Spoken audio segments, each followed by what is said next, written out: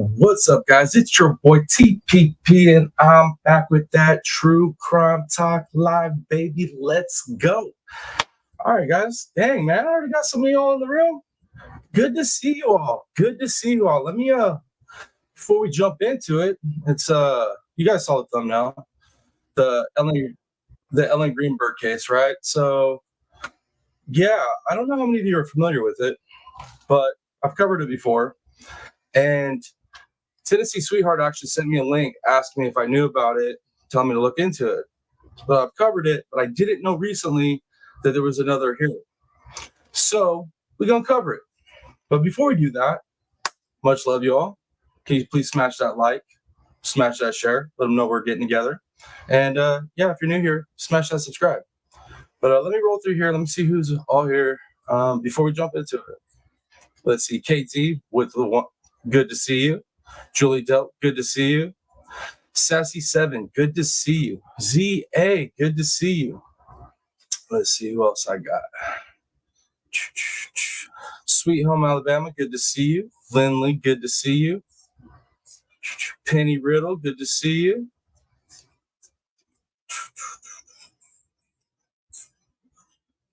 I think, all right, that looks like everybody. It looks like everybody. So I'm not sure how many of you guys are familiar with this one. It's a rough one, guys. It's a rough one, and it needs, honestly, I covered it back before I had, more subscribers and stuff, and I was doing the lives and whatnot, pulling up, screen shares and video shares and all that stuff. I covered it, and it didn't get a lot of traction, right? There's only a couple people really following it, at least content creator wise, but I'm starting to see it after Tennessee had sent me that. I'm starting to see now. It's starting to get a little traction, but it needs a lot more traction. I mean, this is a bad situation, right?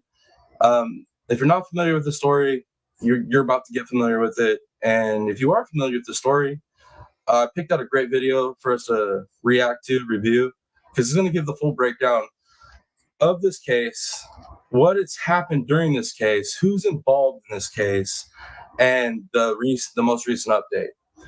But man, guys, prepare yourselves. This, it's another crazy one. Like we don't cover enough of those, right?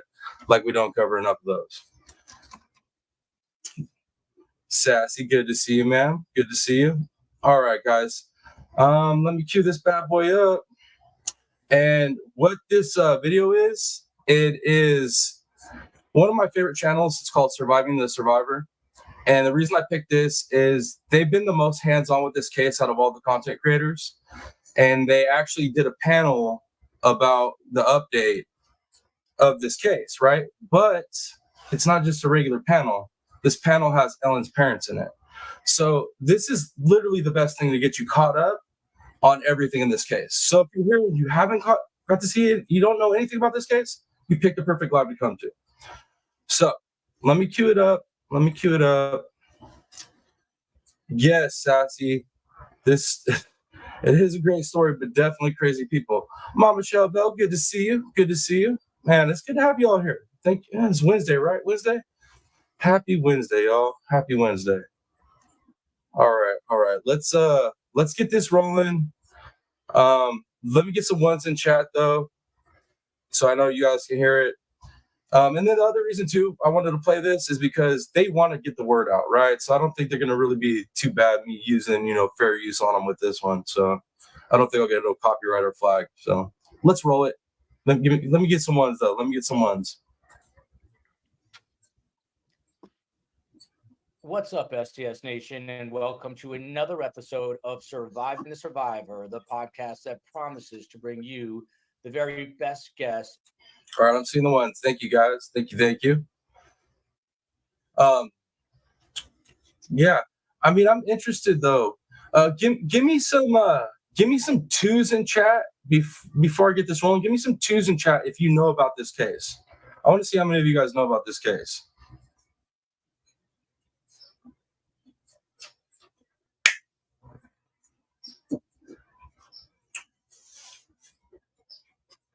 Any twos in here yet? All right, cool. Sassy. She's on it. I'm hoping Tennessee shows up. This was her request, so she'll probably catch a replay if she don't show up though. All right, so you guys see me, you guys can hear me. Doesn't look like too much about this case I'm taking. So let's keep going. In true crime, and of all the stories that we do, this one to me is the most disturbing for so many reasons. And tonight, I've been tweeting all day. This is incredibly important. Good to see you. See you later. Yeah, guys, I'm gonna tell you right now, if you don't know about this case, prepare to be emotionally invested in another case. I'm just gonna tell you that much. Because after I heard this story a few months back and I covered it, I was like, yo, this poor lady, people need to be talking about this case. Pressure needs to be applied. To me, just on a personal level, because I feel like there is a unbelievable travesty of justice going on. And that's an understatement, because I'm telling you, this case has everything. Obviously has, unaliving, but this has corruption, cover up, like it has some crazy stuff in it. Eagles chick fan, good to see you. Thanks for being here. In this case, and I just want to say that before we get going. So I hope you weren't bothered by the flurry of tweets, but the only way that we are going to affect change here is by raising our voices. I once had a journalism teacher, not to pontificate, but I will for a second. May he rest in peace. His name is Bob Stevens, and one of the most influential people in my life. And I remember in high school, I wrote a piece about a teacher who was kind of a slacker. Darcy, and good to see you. Went crazy on me. And when I walked into Bob Stevens' office, I was terrified. And he was so proud of me because I made waves and I was calling out the injustice of this teacher on a very micro level. But on a macro level, the only way we are going to get change for Josh and Sandy Greenberg is if we collectively raise our voices. And we'll talk about that. And if people gather and figure out ways. So if you guys haven't noticed already, haven't figured it out, the parents are the couple down in the corner right there. Those are the parents. But they need help, guys. They need help big time to get justice for their daughter. Like once you hear this story, dude, I'm telling you, it's crazy. It literally has all the dynamics of a movie. Like most of the cases we've been covering lately. Man. Shane, good to see you. Good to have you here. Let's keep rolling, guys. To really influence these elected officials' decisions. And I'm talking about Governor Josh Shapiro. To you, congratulations on Danilo Cavalcante, but no.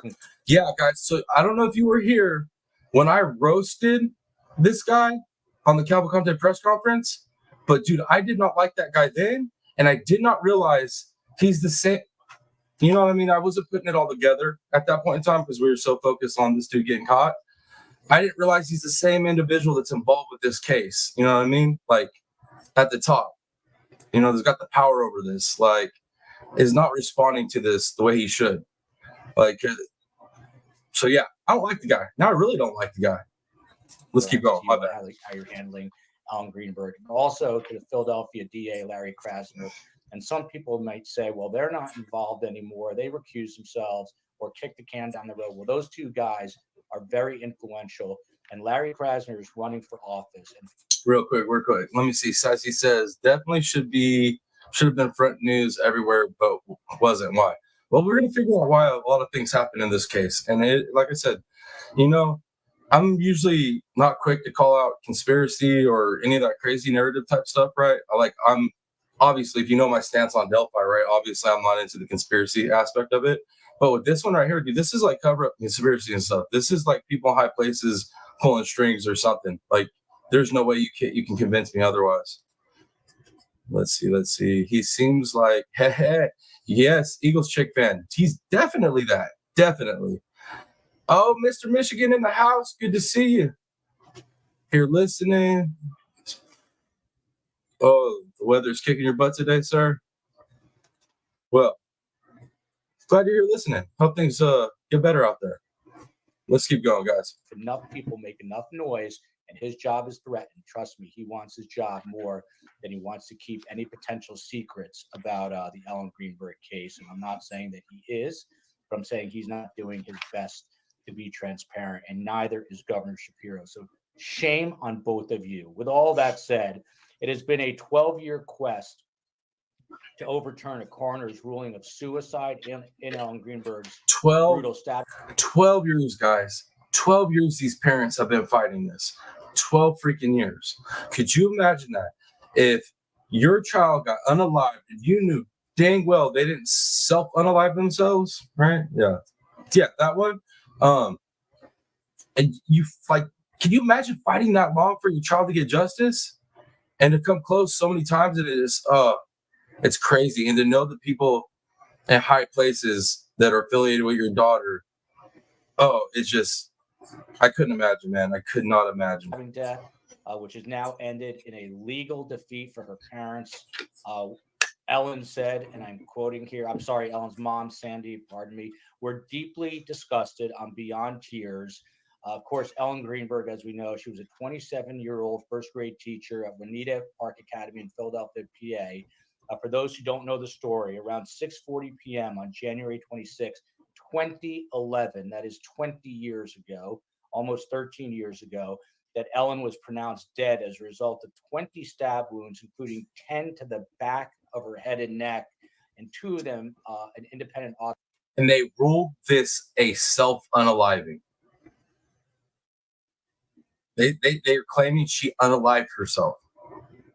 You can't make this up. You can't. It's insane. And then, trigger warning, guys, once you hear the descriptions of these wounds, there's no way. Absolutely no way. I'll shut up. Let's keep going.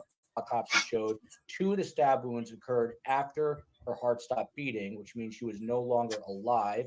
It's kind of hard to stab yourself when you are not alive. In addition, there were 11 bruises in various stages of resolution on her right arm, abdomen, and right leg, signs of abuse, experts say. So she was physically abused and unalived with the knife, but they're claiming there ain't nothing to see here, guys. Move on. Nothing to see here. She did this to herself. What? Are you freaking serious right now? Bro, how? How could we be at this point this far into it? Corruption. That's the only way, right? You can't convince me otherwise. I'm just saying.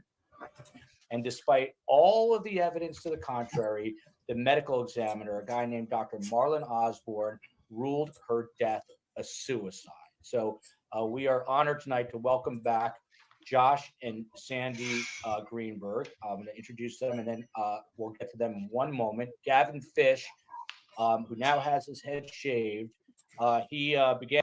I don't know. Ask the Clintons how you could do that. I'm sure they could figure out how that gets done. If you know what I'm saying. I'm just joking. I'm just joking. Algorithm, don't pick that up, please. I'm just joking. I ain't trying to disappear on y'all.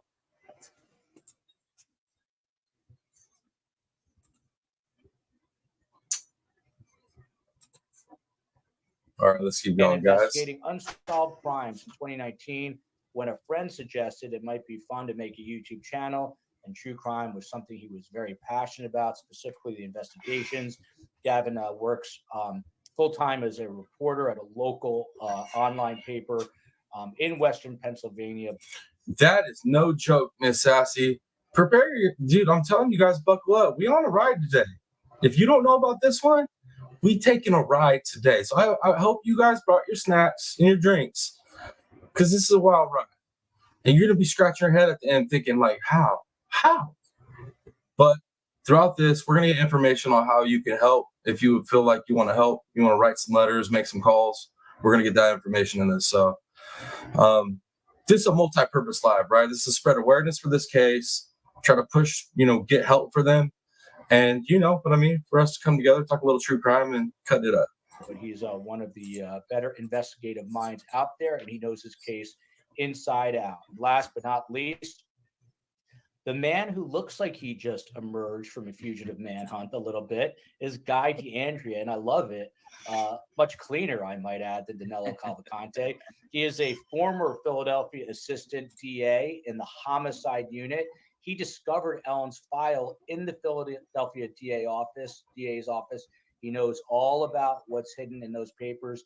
Now he's in private practice, litigated over 100 jury trials. So welcome to one and all. And you can see right on the bottom of your screen, this is going to be running all night. We have the phone number for Governor Josh Shapiro. He works for you. We have his Twitter. Can you guys see that going across the bottom of their screen? If you can't see it, as they're saying it out, write it down, because at the end of this, I guarantee you're going to want to make a phone call, send an email, something. Here it comes right now, in a second, in a moment. In 1 second, you're going to see this. There it is. Contact Governor Shapiro. There's his phone number for his office. Here's his email, governor@state.pa.us for those listening, governor@state.pa.us. And his Twitter handle is @Governor Shapiro. Then you've got the Philadelphia District Attorney, Larry Krasner, who is running for re-election. His number, 215-686-8000. His Twitter, DA_Larry Krasner, DA_Larry Krasner. Bro, I'd go to Homeboy's Twitter and just spam his Twitter. Ellen Greenberg's name, Justice for Ellen Greenberg, #Justice for Ellen Greenberg. I would spam it out, man. Spam it. Oh, yeah, I would. And some calls, whatnot. But let's proceed. I urge everyone to not only tweet, email, call, and express your disdain over this, but I would recommend sharing it with every person that you know to do the very same. The last thing that... No, I agree with you, Eagle Shit. I agree with you. 100% agree with you. These guys want is to lose their jobs. It doesn't matter what kind of loyalty they have to whomever they have. These guys are very aspirational. They want to get to higher elected office. And you, STS Nation, you have the power to bug them and make them act on this case. So again, this was a 3-judge panel that ruled. The motion was to overturn the coroner's ruling of suicide in Ellen Greenberg's brutal stabbing, but there was a majority decision on this and basically rejected that ruling. Very first question, Josh Greenberg, your reaction when you got the news? Well, I started reading the decision. I got to the end of the first paragraph, and the last 2 sentences were very interesting. After the decisions totally blacked us out, it got to the point where they said the investigation by the police, the medical examiner, and the district attorney in Philadelphia was bogus. It was not done well. So to me, I'm trying to figure out what's going on here. I mean, you're saying we can't go on, we can't start. Actually, they're saying we can't start. They're saying this forbade us to go to trial. We are only I want to get to some basics. Basically, we asked for 3 things: to change to undecided or homicide. Undecided will accept. Open the investigation to a non-biased investigator team with it led by a non-biased investigator. We not pointing any fingers at anybody. More so than us, the judges here picked on the police department in Philadelphia, the district attorney in Philadelphia, and the medical examiners. So we didn't really pick on anybody, and we haven't done that. We just looking for the truth. And it's really, that's the whole thing. We're looking for the truth. We don't feel there's the truth has been used here or applied. We don't feel the truth has been applied. I think that's the correct. He's being so politically correct because of the legal stuff they're all going through and how long they've been going through legal stuff. God bless these parents. I don't know how they have the reserve in them. Man. Can you believe this case? This is insane. Word. We have done a thorough investigation. We've hired the best we can. Whenever I talk to somebody about my team, they talk about the A team. So we just want the truth. We're not looking to hurt anybody specifically. We want the truth about our daughter's death. She had 20 stab wounds. As time goes on and we learn more and we do more investigative work, we find peculiarities or strangeness in some of the wounds and some of the things that happen that don't make any sense. Something that's always bothered me is Osborne said there was bruises on her body that were consistent with abuse. We just forget about that because Ella doesn't talk to us anymore. Isn't that something we should know about? We should try and find out what's going on, and we should find out who did it or why it was done, because somebody else is. How do 3 judges hear all that information and they're like, no, nothing to see here, still nothing to see here. Let's move on. Corruption. There's no way that there's not corruption involved in this. This is insane. This is heartbreaking too. Absolutely heartbreaking. Man, being a parent and watching other parents go through something like this is just. Is going to be a victim of this abuse. But I'll tell you this, Josh. I'm sorry? I was going to say, I have 3 children. I cannot imagine what you're going through. There's no way to know that. But your patience with all this is remarkable, that you just want the truth. I think if it was me, I'd be a lot more angry. So I don't know. I guess it's admirable. Sandy, you said that you were beyond tears. How are you feeling now that you've had a little time to digest all this? Well, we've been waiting for a conclusion for 2 years. They've been stalling, deferring, deflecting, Never 12 years. doing their, no, but since we filed the complaint, Okay. it took that long. And it's about time we have closure on that one aspect of our case. There's lots of lanes that we can ride in, and there's lots of different things we can do. The one thing we. Oh, Eagles check. I think 2010, I believe. I think it was 2010. I'd have to go back and look at my notes, but I don't have them like right next to me. But I believe it's 2010. We will not do is give up. And the conclusion that I came to when I read the ruling was that even though 2 judges ruled against us, 1 was for us, they all agreed that it was a murder. Not suicide. It was homicide. The They all agreed. They all agreed that the investigation was flawed. And they packed a lot. Yo, come on. How? So 2 vote against them, 1 votes for them, but they all agree that this ain't on the up and up, but we're still gonna. What the hell? Makes 0 sense, guys. 0 sense. That's why I'm so adamant that this is corruption. There has to be corruption. There has to be people in certain places pulling strings. Has to be. There's no other explanation for it. Like, does anybody in chat have a good explanation for why that I'm just missing and not coming up with? I'm usually pretty good at figuring some stuff out, problem solving, pattern recognition, all that good stuff. On this, I can't come up with a good reason why they would rule that. Makes no sense. Let's see what you guys are saying. Yes, we're going to get to that. They're not going to really say his name, but I'll go ahead and tell you who he is. Okay? But, yeah, they know. Everybody that knows this case knows who did this. Hey, Sam, good to see you. Stopping in for a moment? Well, hey, even if you just got a moment, I appreciate you being here.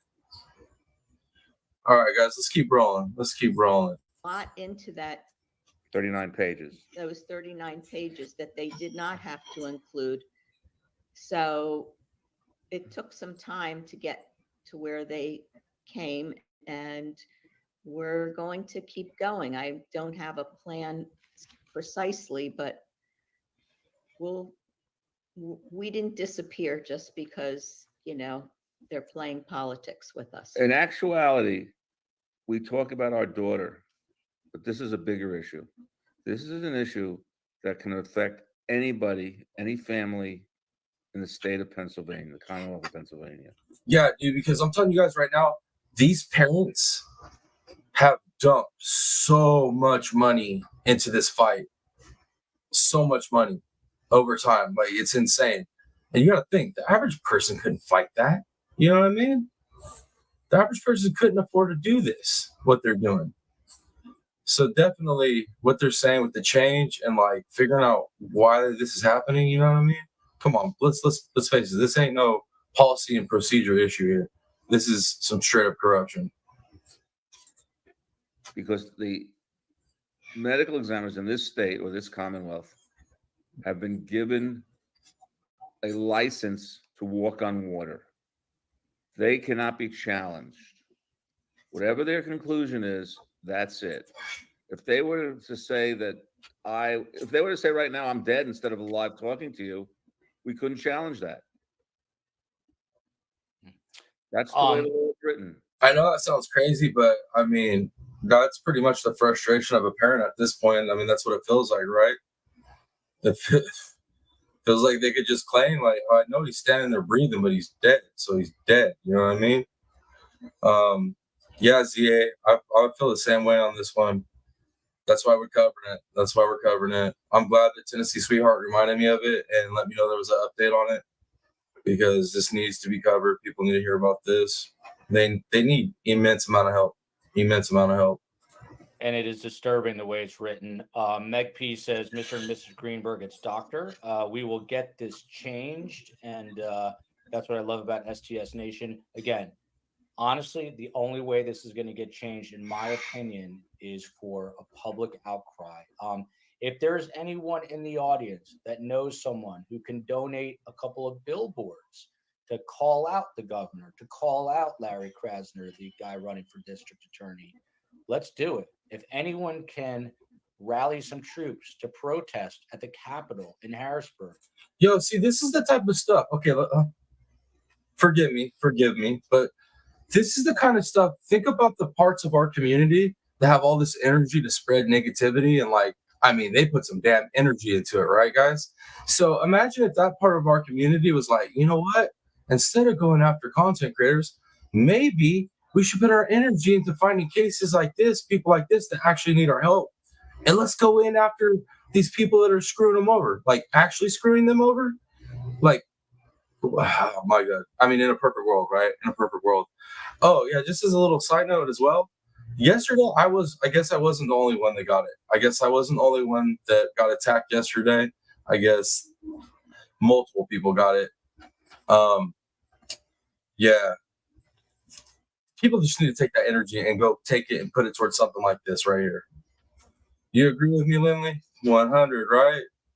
Use that energy for some, positive stuff, not, all this negative stuff y'all do. It's insane. With some signs. Let's make these guys worried about their jobs so they behave and act and follow the law in a judicial manner, and that justice here is served. Guy DeAndrea, before we get to you, real quick, Paula Jackson, it's so disturbing when murder goes unpunished. Justice for Ellen. Amy Marta, love to Sandy and Josh. And then RJF Menzies, good to see Guy DeAndrea back. Guy, most of us in this audience, it is an election year, by the way, and Krasner is running. I'm not sure about Shapiro. You guys can let me know about that. He's done, right? Okay. He just ran. He's in. Yeah. So I know he has aspirations to go to a higher office, and I think that would be the presidency. No doubt. So let's make sure that he knows he's accountable to the people. Yo, you just say presidency? Screw that. Forget that. Are you serious? No. What? No. Guys, seriously. Could you imagine that guy? That's the last thing we need. The last thing we need. Of the great Commonwealth of Pennsylvania, and Holy he's not just crap. a figurehead, but he understands what's going on here. And again, we got to raise our voices. But Guy, most of us are not attorneys, so take it easy on us. Explain what was this process and what was this ruling that was handed back? Sure. I'll try to be, I suppose, differential to the bench, but essentially they didn't decide the case. And here's what I mean by that, right? The judges took, in my opinion, the two majority out of the three, I don't know how to say it, but the cowardly way out. And here's what I mean. They ruled on an issue called standing. Okay. And so when judges do this, basically it's saying, Mr. and Mrs. Greenberg don't have standing. They are not the right people, essentially, that have the ability to bring this lawsuit. Now, I'm sure many of the listeners are probably thinking, like, well, what? The mom and dad of Ellen, they don't have the state. Who does? They don't really address that. But the problem with the decision is, by focusing so heavily on standing, they never had to get to the actual merits, meaning the substance behind exactly what Mr. Greenberg just said. Let me address this real quick. Sassy, I'm pretty sure we're like 99% sure we know who the person is that's attacking me. And all day yesterday, I got reports from some of you guys letting me know that my sub count was going up and down, up and down, up and down. So yeah, the person's still messing with me. I haven't been tagged in anything or seen any clips on me. So at this point, it's just he's messing with my sub counts. And he'll probably pop in here, I'm sure. That's what he's doing. He's popping in. He's subscribing, popping in, making comments with new names and stuff, and then they leave, right? And then he unsubs. So I like I said, I know who it is. I do. Fetterman can solve this. Yeah. Tennessee sweetheart, this one was for you, man. This one was for you. Thank you for reminding me about this case. I didn't realize that there had been a hearing, so thank you for that. So yeah, good to have you here. Looks like I am caught up on all of it, all the chat. Let's keep going, guys. Which is, we can't challenge a discretionary medical examiner's ruling or decision or opinion, if you will, on the findings of the manner of death, and so, or cause of death. And so what I mean by that is they never got to whether someone, or whether through a declaratory relief, or let's just call it through the courts, could in fact challenge that. They never addressed the actual issue at the heart of this case. They simply said, I mean, it wasn't simply, they did write a detailed opinion. I will give them that. But they only addressed the standing issue, which isn't really a substantive issue in the case. And they said, based upon their opinion, that essentially Mr. and Mrs. Greenberg do not have a substantial, direct, or immediate interest in this matter, which is a joke. Now, look, there is laws behind it. I'm not saying they just flippantly threw it out there, but I think the Honorable McCullough, who wrote the dissent, in many respects got it right. Now, I don't know what Judge McCullough's decision would have been if he actually addressed the merits. I mean, I think the judge says it to many respects, but if they had got to the merits, I think the decision would have been different, and then the family could actually proceed with the merits, the substance, the facts of the case. And Actually, ideally, the merits of the case, guy, they did talk about. They did. No, they did, but we don't have the legal finding. We have good language. There was a lot of merit to us going ahead. They did, and I mean, they did use some The positive first paragraph. Yeah. Last two sentences. And I'm going to bring up some excerpts from. This is absolutely. I gotta stop covering these cases that like make me think this hard. Like I get what this.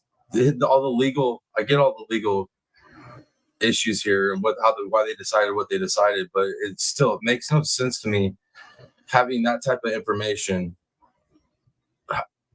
I can't with these judges, man. It's insane. The response from this panel. That's what I keep saying.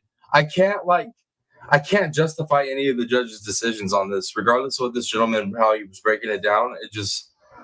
I can't. This has to be corruption. Like, and you guys know me. I'm fighting the Delphi corruption right now, right? I'm like, no, it's Richard Allen, and I'm going to war with everybody. And most people think it's, the Odinists. So you guys know, I'm not quick to go to the corruption or conspiracy stuff. In this case, though, I'm so positive that's what this has to be. Just there's nothing else, man. It's insane. Panel. Kay the Geeky Angel. Can people not living in PA call? Yes, you can. I mean, you can call from New Zealand if you want to do it. But if you're in America, when you get Tashi to call, right? He literally just said it. This is your country. Where is Tashi? Taxpayer money. Yeah. I mean, you've got to. What's great about America? Everyone's got a voice. Please call. Please tweet them. Please email them. Do all three and do it. I'm telling you guys should go spam justice for Ellen Greenberg. Just go spam that in the tweets on these dudes' tweets. I mean, just tweet it out, spam it 3 times. It doesn't bother me. It might bother them. Maybe not. Maybe not. I don't want you guys to get kicked off or anything. Maybe not. But I'm just saying. Gavin Fish, to you. And I don't usually get this way, but I try to. I can't do it, but I try to put myself in Josh and Sandy's shoes. 12 years, you heard Josh and Sandy going back and forth. Well, this part of it has been going on for 2 years, but the ordeal has been going on for 12 years, and it's just a miscarriage of justice. I believe so, Penny Riddle. I believe so. I don't know, Julie Delk, Mom. I don't know where they all are. It's not, it's not really even early. It's kind of late in the day. I wanted to get on earlier. I don't know where they are. I mean, I don't know if they're hanging out somewhere else or they're busy being moms. Most of them are moms. Most of them work. Yeah, so I don't know. We're missing like bees. Like we're missing a lot of people for sure. For sure. Who's your redneck? Good to see you. Yes, crazy case right here indeed. Crazy case. And once again, thank you, Tennessee Sweetheart, for reminding me about this case. I covered a while back, and I had no clue about this update. So crazy indeed. Gavin Fish, Guy, I think was being deferential and explaining everything. At the same time, they're basically saying that Josh and Sandy don't have standing, but in essence, you can kind of, in a way, you can kind of hide behind the law too. Say, well, look, there's no standing, so we're not going to do anything, which is the way I perceive this. But what did you make of the response here by this 3-judge panel?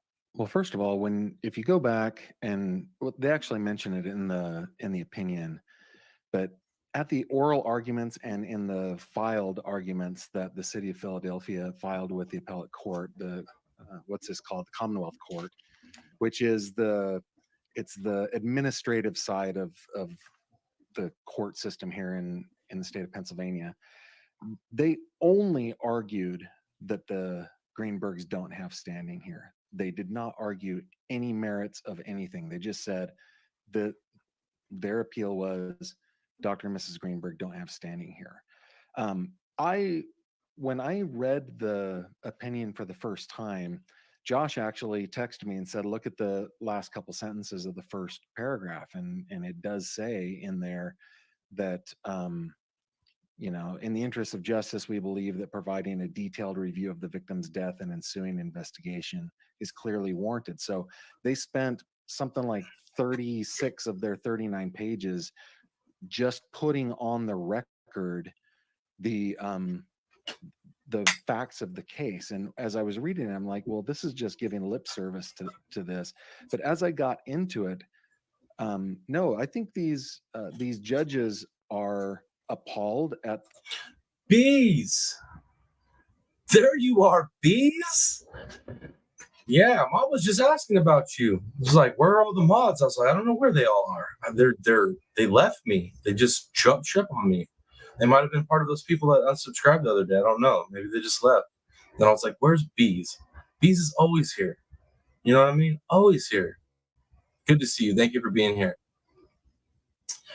Let me see. It was anyone without money. There would be. Yeah. Yep. 100%. Tennessee Sweetheart.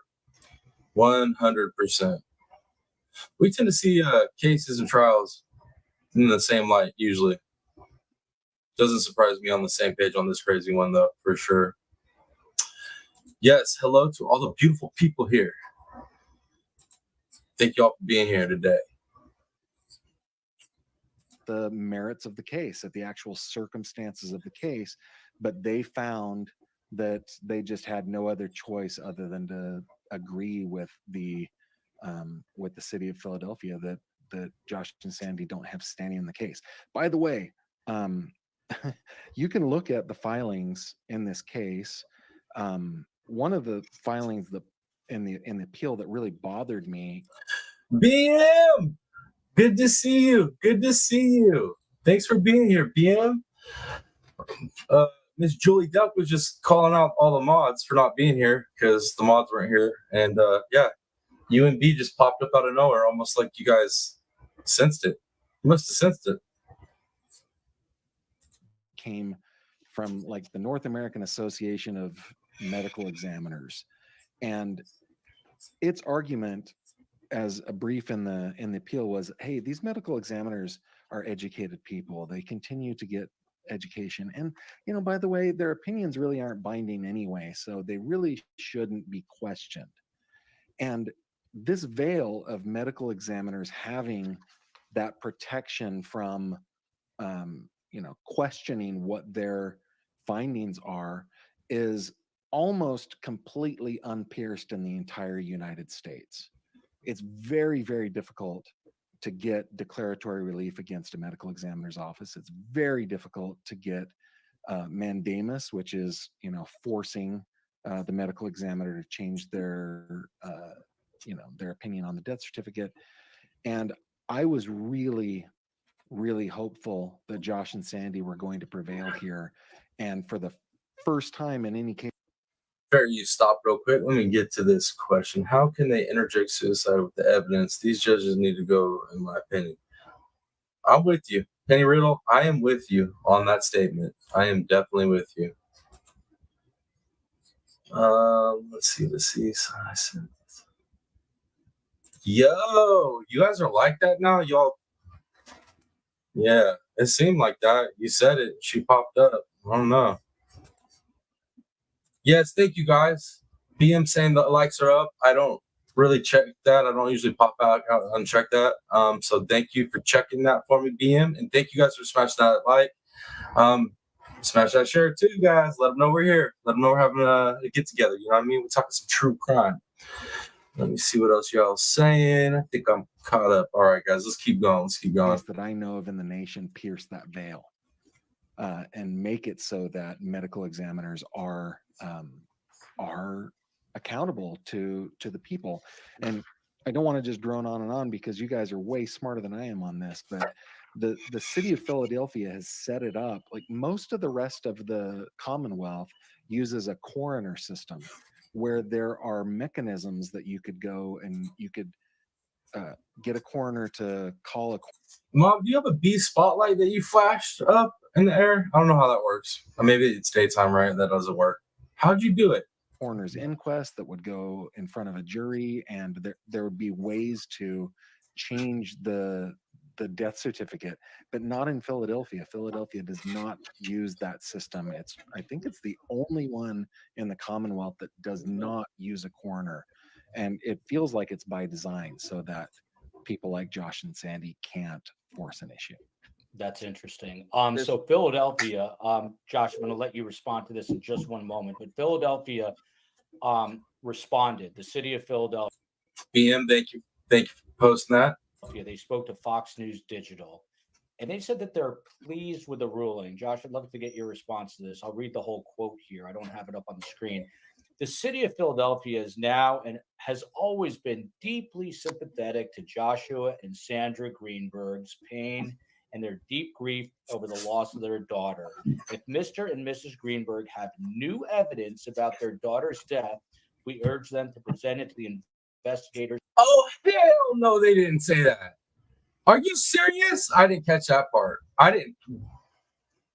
What the? Are you serious right now? Yo, this whole case is so just ludicrous. There's so many words you could add to this. It's in Chester County, speechless. kicking it down the road, as they have the authority to reopen the investigation. That is a coward. First of all, it's a statement. No one came and spoke to them. Did anyone come and talk to you directly, Josh? No, we did go to Chester County, which was very disappointing. Yeah, definitely. Guys, share the video. Let them know we're here, right? And especially let the haters know we're here because they hate when we're live and having a good time. So share it out there. Let them know. More views, the better. We'll take the haters too. No, did anyone from the city of Philadelphia reach out? No. Okay, so they say, Josh, to you that they're deeply sympathetic and that they understand your pain and deep grief. And then they go on and say, and Guy, I want to get your take on this. If Mr. and Mrs. Greenberg have new evidence, and some people are asking, right, VM? Share the video to make a hater cry. Yeah, it does. Every time you share a video, every time we get new people here, every time those sub counts go up, those views go up, them haters, they start crying, start collecting hater tears. Share the video, guys. I'm telling you. Because look, I wasn't the only one that got it yesterday. I wasn't the only one. I know multiple content creators yesterday that were bullied, harassed, doxxed, showed up on real life. Like, it's bad, guys. So, to fight the haters, share the video, make them cry. Let's go. who you think is the killer? I'm not going to mention his name, but people are not as familiar with the case as maybe we are. But there is someone who people believe is walking out there as a. Thank you, Tennessee. You share with the Muskrats. Appreciate you. Let them know we live. Let's see. Glitter and Glam with Amy. Good to see you. Good to see you. Murderer potentially right now. But Guy, to you, the city of Philadelphia again saying, if you have new evidence, come to us. Do they even need new evidence with the amount of information, Guy, that's out there? No. And quite good to see you, Jamie Smith. Good to see you. frankly, the good thing the court did do in this case is they did address, I think, in great detail. I still take issues with their legal findings, and I'm happy to still talk about that. But they did a great deal of going through the factual findings, what the Greenbergs have done, the investigative team has done in terms of the various experts. And in fact, even the medical examiners themselves in Philadelphia they quote them now saying basically that there is other possibilities. Like this is. Welcome to any of my fellow musky rats that are showing up right now. Good to see y'all. Good to see you. Not as conclusive as we said it was. And so it's like, so Philly, you're deeply sympathetic and you wish you could do something. You can do something. Change the certificate of death. If there are other possibilities, then Right. undetermined seems appropriate, doesn't it? Good to see you, Josephine Rock. Melinda, good to see you. God, yeah, y'all showing up. Good to see everybody. Thank you for being here. Yeah, this statement. Exactly. This statement is just mind blowing to me. How insensitive, hollow, empty it is. Philadelphia, get off your ass and do something. And again, the only way you can do. I love my guy. I love this dude. This is like one of my favorite channels, hands down, and it's because of him, dude. He keeps it real all the time, and he's like me, man. He tries to cover it, but the emotions get the best of him sometimes, and I like that, man. That shows some real. Shows the man's real. He ain't up there fronting, being PC about anything. He's just giving it out how it is, and I appreciate. I love people like that. I don't like people to get up here and like fake the funk. You know what I mean? Like just up here saying the words that people want to hear. No, get up here and spit that truth. I digress. 4-wheel drive. Let's go, guys. Do it is to threaten Governor Josh Shapiro's job, not him, his job, and Larry Krasner's job. He's You rock, these. You rock. running for re-election. I didn't realize Shapiro was just re-elected, but listen, he has to answer to the people still. I don't care what anyone says. So everyone use the phone, email, tweet. Dude, I'm telling you, go spam them out on Twitter. Go spam them out on Twitter. Hashtag justice for Ellen Greenberg. Spam it, man. Call and do it often to let them know. And please, not because of me, but because of the Greenbergs, share this show far and wide. Yo, bro, I'm sharing it. I mean, we're reviewing it. I'm sharing it technically, though. Sharing it to a bunch of people. We're getting the information out there. Don't come for me, Joel. Don't come for me, bro. Can Can I say something? Yeah, 100%. Hop in. Okay. There were depositions done by the supposed witnesses Pin, good to see you. Good to see you. we were going to have if we went to trial before it was whatever. One of which was the medical examiner, Dr. Osborne. And he learned some things that he didn't know when he was questioned because we brought up certain things. He literally said that based on what he knows now, he would change it to undecided or homicide. You can't make this stuff up. This case is insane. Nothing makes sense. Nothing makes sense. I think all of our, like everybody that's followed this case, I think what we know, who we know did it and how we think he did it, I think that makes sense, but nothing else makes sense. None of the official story makes sense at all. Let me see who else is here. Oh, Criminal Med, good to see you. Good to see you. I'm sure you know about this case. I am sure you know about this case and you have some opinions. All right, I've caught back up in chat, guys. Let's go ahead and continue. And he can do that with a stroke of a pen. Mhm. We don't have to sit here. We don't have to have a trial. We don't have to do anything. Dr. Osborne just has to live up to his word. Yet he still has a license. He still has a job. He's still doing what he's doing, Okay. but he's not living up to the oath that he signed up for. He's not, Yeah. I think he's, okay, let's call it that way. Yeah. He is And not, he's not far from me. He's in Florida and he handled the Right. Parkland shooting case, right, Josh? right, Yes. right.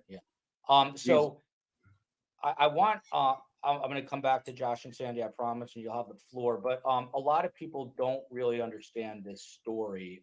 Gavin Fish, no one understands it better. I'm about to put a photo up that's a little disturbing. I asked Josh and Sandy. Trigger warning. Like I said, guys, hey, we're going to be here a while. I don't know if you guys realize or see the timestamp down there. We're going to be here a little while. So that's why I keep saying go ahead and share it. Let them know we're here. And that's why I told you, hopefully you got your snacks and your drinks because we're going to be here a little bit. But trigger warning because there's going to be content in here that's covered that is definitely, it's sensitive. It hits you in the emotions, man. Prepare. They gave me complete permission. And as a matter of fact, it was part of a report that they paid for. And just so you know, Josh and Sandy have doled out more than $500,000 of their own money to try to get justice here. Steph V, good to see you. Thank you for being here. Thank you for being here. Everybody, I know I keep saying it, smash that like and smash that share. Let them know we're here. We get more people and more people are rolling in. $1 million. But this is the photo. And Gavin, if you can you just kind of summarize what happened? Yeah, okay. One more time, guys. One more time. The photos explain it all, but trigger warning, guys. Trigger warning. If you don't know about this case and you're new to it, trigger warning. It's like that. In that evening, as best you can. Yeah, I mean, there's the official. Mick, before he gets into it, you don't even need a medical degree. Make that make sense. How did that lady unalive herself that way and explain 2 stab wounds after the heart was stopped? Make that make sense for me. Because somebody in the chat, there's 28 of you on here. Can somebody make that make sense? And I don't even like saying that thing, make that make sense, but like literally, like that's the best thing I can apply right here. Let's see. Cha-Cha, good to see you. Good to see you. Hey, better late than never. Like I said, we're going to be here a while, so get comfortable. Official story, and then there's it actually. I feel a little self-conscious because the person who knows this case best is the guy whose picture is right below me right now. He's actually seen the case file beyond what Josh and Sandy and their team have been able to kind of glean out of the authorities. But basically, this is what happens. The official story is that Ellen came home. She was a school teacher. It was a day that there was a nor'easter coming in, a big blizzard. She got off of school early. She filled up her gas tank on the way home and got home and got to work grading assignments. Sometime, somebody's going to have to help me with a timeline on this, but Sam Goldberg, her fiance, arrives home, and he goes down to. That is, I'm sorry, that's a photo of him right there. And this, I'm not going to put this. I'm sorry, Gavin, to interrupt, but I'm fired up tonight. I'm really upset about this. I'm going to put this picture up. I love Joel, man. My God, I feel you, dude. There's no way to not be upset about this. That's like I was saying before earlier, when I learned about this case and I covered it earlier a few months ago, like I was emotionally invested. One more time, I'm going to ask STS Nation a question. Does that look like suicide? Does that look like suicide? That's all I'm going to ask. If you are listening to this, there are 10 knives in her front and 10 knives in her back, stabbed 20 times with a huge gash on her head. Does that look like suicide? Just look at that and ask yourself. Gavin, I'm going to put this back up. Yeah, Please go ahead. The story that the medical examiner's office gets is that Sam Goldberg leaves the apartment at some point to go. And so, guys, obviously, if you don't know, the gentleman that's in the picture with her right there, that's her suspect, man. That's, if you've been following this case, that's the guy. That's the guy. Down to the first floor of the apartment building to work out. Then he comes back about 40 minutes later, and the door is locked from the inside with a swing bar lock. The story is he tried to get in, he called in, he texted, he emailed, he called, and eventually he said to, according to Olszewski, he. And real quick too, the lock that they're talking about, right, are one of those swing ones, little swing latch ones, right?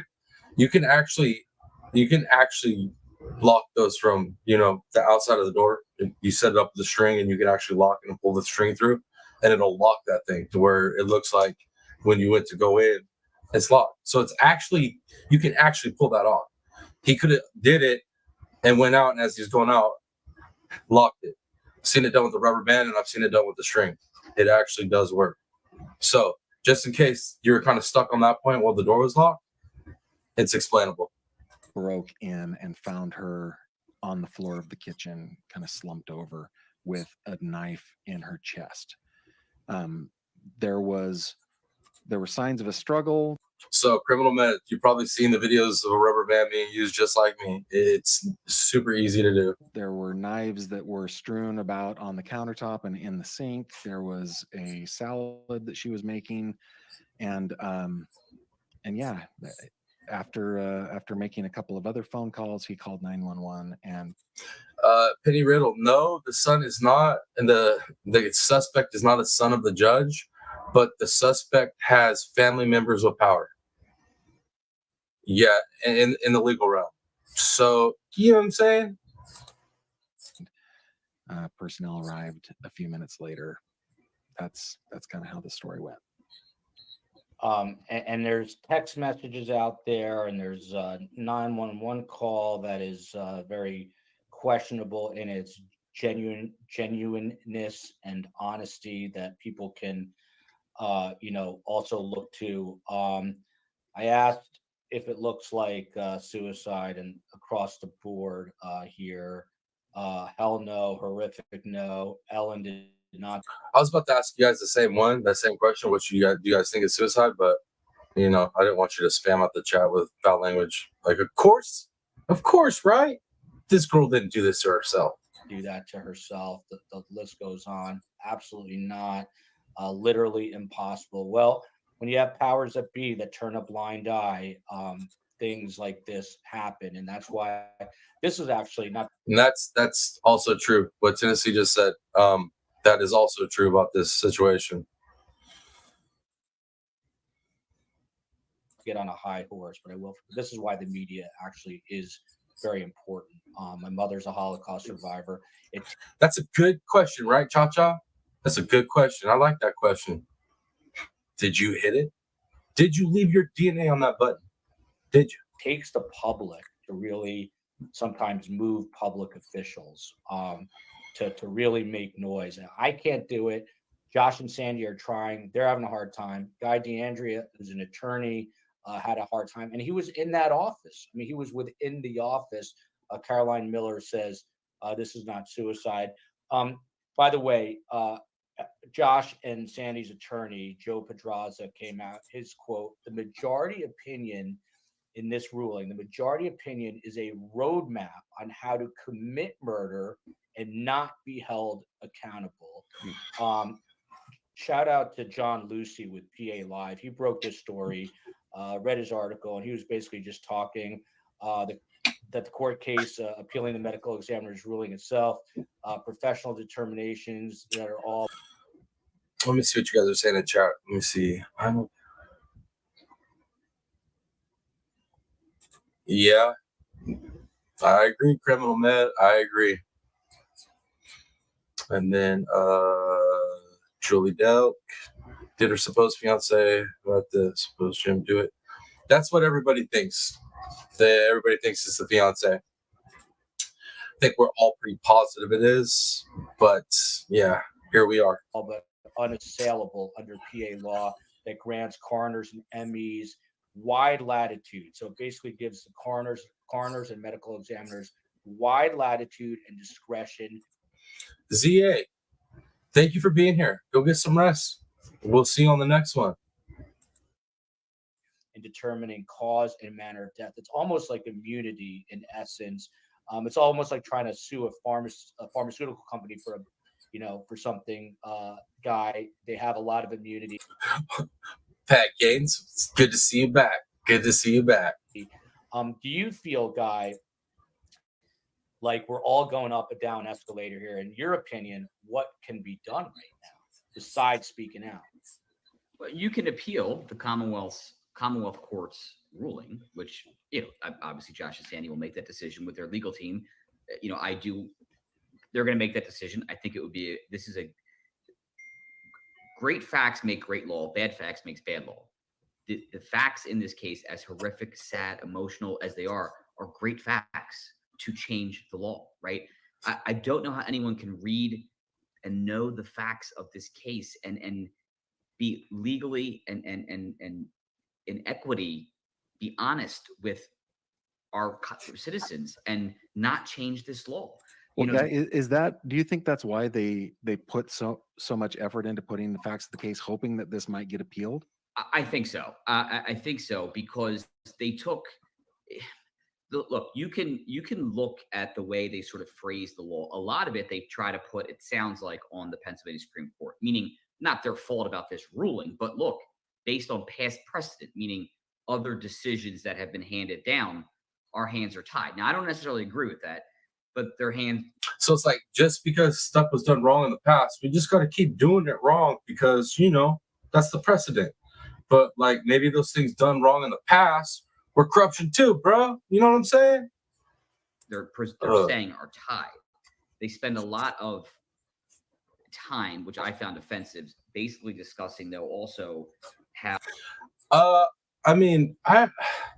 don't know 100%, but I heard that there was trouble in paradise, Shanny, my bad, my apologies.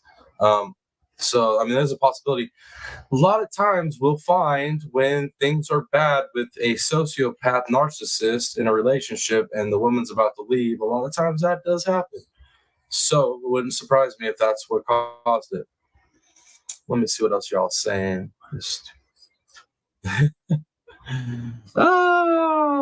Right. I know. I'm looking at some of the language here, how death certificates may, and they italicize may, have evidentiary value, which is one of the reasons why they didn't find standing, because who's to say how powerful a death certificate is? That is disingenuous at best, dishonest at worst, right? Like to say just because a coroner found or a medical examiner found it's suicide, prosecutors can still prosecute as first-degree murder.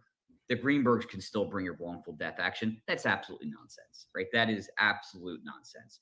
I have never heard of, and it's true, because the case they cite, one case in all of Pennsylvania that says prosecutors have done this, involved a manslaughter charge. I have never heard of a first-degree murder trial or a first-degree charge when the coroner or medical examiner's office found first-degree murder. And I only represent survivors and victims of crime. And if someone came to me, sadly, on a wrongful death case, and the cause of death was suicide, there's no real way I could bring that case. You just can't. It's the number one piece of evidence the defense is going to bring to light. So I have another question, if you don't mind, Guy. Sure. That they do talk a lot about the death certificate, and they say it may or may not have evidentiary value. But what about the actual autopsy report itself? Those reports are death certificate.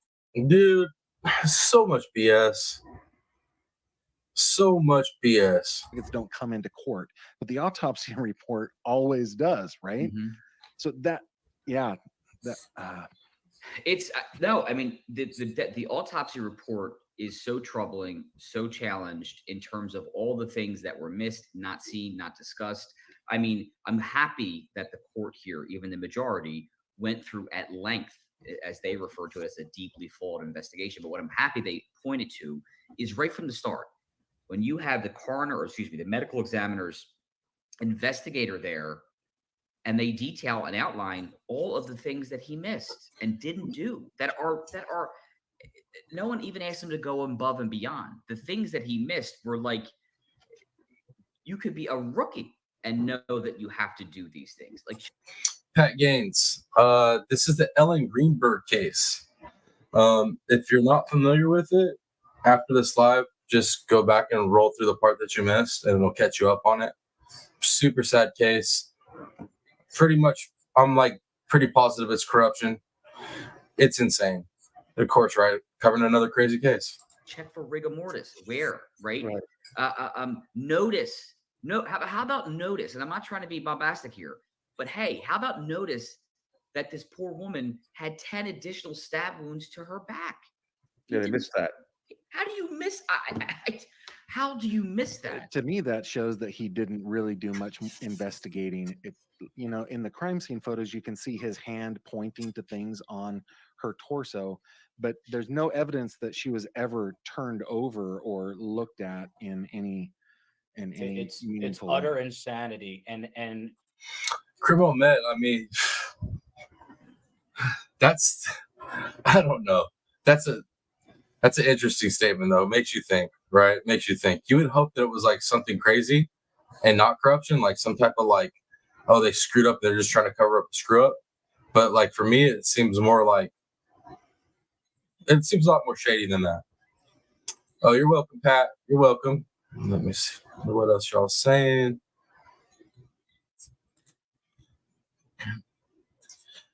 Not a skilled or not a moral. No skills or no morals. One of the two, right? sort of de facto, the state is deifying in a way these medical examiners because they're giving them all the power in the world. Elf has an interesting super sticker here for you, Guy. Weren't there issues with Marlon Osborne documented on other instances? What department of the state holds them accountable, if any? Do we know? I mean, the city, right? I mean, so there were medical instances. There's There medical were licensing. instances where Osborne missed. I really hate to do this. I'm not going to do. No, don't hate to do this. Call him out. You call him out, Pops. You call him out. Yeah, I mean, yes, you have to. You definitely have to turn the person over. You have to turn them over. You have to figure out what's going on for sure. Yo, man. This. Let's just say they ruled against us on standing, but they did everything they could to start to present a case that we should go forward, and that they said we should go forward, and this case should be reopened. I mean, I raised my voice. I apologize. No, it's all good. Yo, Pops, you're good. You let that voice get up there. You got the pass, bro. If anybody's gonna talk loud right now, you deserve to be talking loud. I'm gonna put up. Let me read this real quick, and then Josh, I'll get your response. I'll read it. You'll go ahead, read it. While this court is acutely aware of the deeply flawed investigation of the victim's death by the City of Philadelphia Police Department detectives, the City of Philadelphia's Attorney Office, and the medical examiners, we have no choice under the law but to reverse and remand to the trial court for the entry of judgment in favor of the medical examiners. So they're saying, even though they're going to rule that way, there's a lot that says there's something wrong here. It's almost like there's no one that says there's anything not wrong. Guy just brought something up. In any report that is very important, Guy brought this up, that's important. in any report that you ever read about this case, they will talk about the 20 stab wounds. They will talk about the bruises in different, you know, Mhm. what did they call that? Different stages of healing or whatever. But they take, the reporters take the medical examiner's report as gospel. But when you look at the photos from the autopsy, there is so much that is missed. It's absolute. He did not write down things that he took photos of. That's, guys, come on. That's not knowing, like, that's not having no skills. That's not being proficient in what you do. That dude literally left stuff out. Literally left stuff out. Is she cremated? I don't know. That's a good question. I don't know that part. I'm not sure if Tennessee knows that part, but yeah, I don't think this was because he wasn't proficient in his job. This feels like, I mean, he left his stuff completely out. I'm telling you guys, it just feels like corruption. He went to roll her over, he saw her back, and he's like, yep, let's not put that in the notes. And it's just absolutely galling. My last video on my YouTube channel, I went over the It makes me wonder if there's ever an investigation into their background, the medical examiner, like who they've been talking to. Like, man, I want to know who called them and told them to be like, hey, no, it's just, you know, it's just self-unaliving. Let's just go with that. That's what you're going to put in the reports. evidence of manual strangulation, and it's deep evidence. It's not just surface level evidence. It's very, very important to know that the medical examiner's office really messed up here. And Josh wouldn't say it, but his legal team, as they were investigating, as they were gathering information, found over 40 circumstances where Dr. Osborne was found by his superiors to have terrible work. The guy was reprimanded frequently, and I had him as a homicide prosecutor. I can't tell you how many times on cases of mine. yeah, And look, I hate to be disparaging, but look, you know, great people, you know, somewhere in between, and then you know the bad people, right? I don't mean bad in they're bad people, but not necessarily best at their job. When he would come across my desk as the assigned medical examiner, I would cringe for the victim and the victim's family, because you would just pray and hope that the job was done at least decent enough to sustain the burden I had in trying those cases. And I hate saying it that way. You know, how could somebody be that inept and still have their job? That doesn't make sense to me. So if this person sucked that bad, and that's a possibility, is this was like they're just covering up somebody doing their job horrible. It's like, how do they have their job this long if they suck that bad? Like, who do they know? I got questions, man. I got questions. Nothing about this case makes any sense at all. Wow, that's very telling. I just want to note the. I'm sorry, Josh. Go ahead. There were two very main problems with Osborne's examination.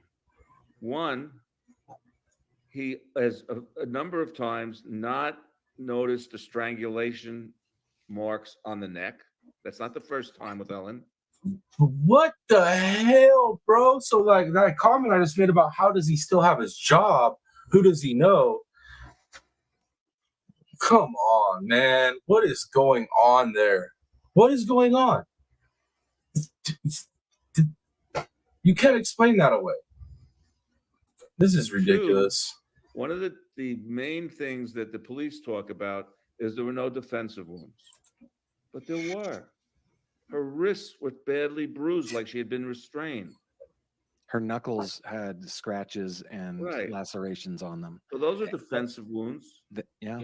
And this is why when the city of Philadelphia puts out a cowardly statement, first of all, if they really cared, someone from the city would have showed up at Josh and Sandy's front door to explain it to them, but they didn't.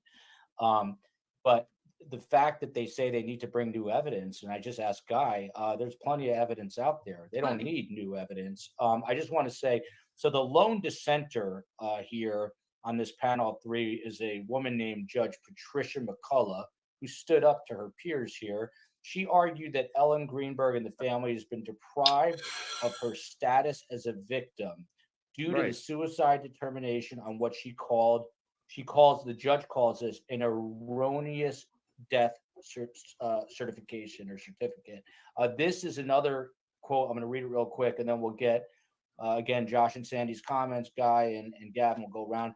The facts surrounding this matter are extremely disturbing, and the parents' tireless efforts over the past 12 years to learn exactly what happened to their daughter on the evening of January 26, 2011, warrant our sincere sympathy. We're missing the Y there, but I don't think Josh and Sandy want sympathy at this point. They want justice. The experts they enlisted have all raised serious factual questions about Dr. Osborne's and Dr. Sam Golino's conclusions, and even the medical examiner's office now concedes that there is no dispute that evidence in the record could support other conclusions about the manner of death. Listen, dude, like how much more stuff we gonna read where there's all these people saying like, yeah, this is cap. Like she didn't do this. Like this needs to be looked at. Like but we're not going to. We're not gonna overturn it. We're just gonna leave it. Man, are you serious right now? Let me see what you guys are saying in chat. Yep, Pat Gaines, I'm with you. Right, Lindley? We're back to the cameras in the courtroom, but hey, accountability in this crazy world, we need it. Like, we need oversight. Like, this is insane. Like, this doesn't make sense to me. There is no. this is all, crafted, written in lawyerly judge fashion. But what they're saying here is murder is a real possibility. Sandy, your comment on this, and then we'll let Josh go. ladies first. Ladies first. I know I'm a pain in the neck. I apologize. It's all good. We have just been put off, deflected, deferred. But I'm beyond frustration with the fact that, like, did the Attorney General's office read and look at everything? I don't know. I don't know what they're doing in Westchester. I mean, Josh Shapiro and Deb Ryan stood there like bobbleheads, taking the credit for capturing a man that was on the loose for 10 days who stabbed. Yo, I flamed them on that press conference too. I didn't even realize. I didn't even put it together. It's the same. And yeah, but man, oh, I don't like those dudes. He did. And then he went all like, oh, it's the PA State Police that, really wrapped this manhunt up. Like, dude, get the hell out of here, bro. This is so disrespectful to all the agencies that were in that manhunt. But my Lord, I can't believe it's the same person. Stabbed a woman, and we're waiting 12 and a half years for Chester County to find someone that murdered our daughter. Yeah. What's wrong with this picture? The governor was very quick. I don't think he was in the thickets out there hunting this guy. He was very quick No, he to get shows on up that. for bobblehead of. Yeah, and he promised to get whoever He's it a was. very and shrewd I like herself, this bobblehead. politician. Yes, he is. Well, He and this is. is what's going to listen. This is one of the things that bothers me about politics. But someday, Josh and Sandy are going to break through this wall, and they're going to get justice. And when they do, and the assailant of Ellen Greenberg is arrested, put on trial, and convicted, some politician is going to stand there and take credit for it. Oh my Lord, he ain't lying, guys. He ain't lying about that either. He's not lying about that. That's all they do good. Is lie, right? And then take credit for stuff they didn't do. He ain't wrong. 100%. Oh, you're so It cruel. might even be Josh Shapiro. I can tell you that. Yeah, I said it. Well, maybe, who knows? Yala says, and Guy, this is to you. So the state won't prosecute this. The whole purpose of this. Yo, see you later. I like that comment. This is personal. She probably knew something on the fiance or family member. Either that or it might have just been the dude's abusive and snapped on her. But either way, I agree. It was personal. You don't unalive somebody with 20 of those bad boys without it being personal, in my opinion. Or unless your name's, Covert. But let's keep going. Filing was to get the manner of death switched to homicide so it could be investigated, so it could potentially be prosecuted. Am I understanding that right, Guy? Yes. And I said it to Josh and Ellen before. Ellen, I'm sorry, Josh and Sandy before. I said it to my office before I left the office at the Philadelphia District Attorney's Office in January of 17 to go into private practice representing survivors. But back then I said it to my superiors. They said, Guy, what is your thoughts? I said, if you're asking me what this case is, this is not an undetermined, this is a homicide and it should be investigated as such. That is, as a prosecutor, that is my opinion, that this is a homicide. And it's more than opinion, because an opinion seems like, everyone's got an opinion. This is based upon the evidence as I saw it. And, whether or not someone can be arrested, maybe not, given the botched investigation, maybe they can if things are followed up on. But it's a homicide. I mean, it's that simple. And It's literally that simple. I know, Pagans, there's no way. The description of her unaliving herself is pretty much at the same level a person that knew the Clintons unaliving themselves sounds like. You know what I mean? Like, how you gonna stab yourself that many times and in the back? It sounds just like how are you gonna pew yourself 2 times in the head and then call it, self unaliving? Bro, you miss me with that.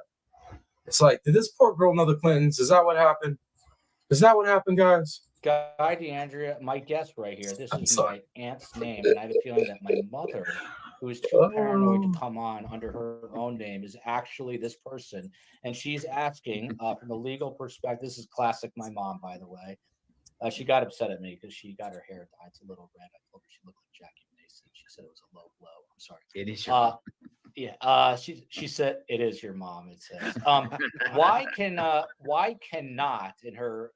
She speaks 6 languages, by the way, but this is like a not a double negative. But why cannot Dr. Osborne be sued, guys? Sure. So Dr. Osborne in his See, my boy, his mom, they got a channel together, and she be active in chat. Haters coming after me for that stuff. Get out of His here. capacity He as is a being medical, sued. We're suing. he is him. being It's a sued, but civil suit. in his We're suing individual him. capacity, it's We're difficult, suing- right? I'm sorry, Guy. No, I was going to say, as an agent of the city, I mean, governmental entities in some ways have immunity, but there's many ways around that, or there's laws that allow for these types of suit. And in fact, that's what I was going to say. He is in fact being sued in this particular case. He is being sued for being part of a conspiracy to cover up a homicide. So in this latest, Fox News Digital released a story. So did PA Live. Again, a shout out to John Lucy and Michael Ruiz, who's Fox News Digital's true crime reporter extraordinaire. Right. The judge outlined glaring flaws. One of the judges, this was Seisler, who is not a dissenter. She voted in favor of the ruling that was handed down, but she still outlined glaring flaws in the investigation. Osborne's initial finding was that the death was a homicide, but his determination came after. Listen to this. The determination of a homicide came after the crime scene had been cleaned up and before police arrived with a search warrant. And there's this statement that comes out of this filing, and that is the building's property manager, Melissa Ware, later explained that an unnamed representative had advised her to call a third-party service to have the apartment thoroughly cleaned.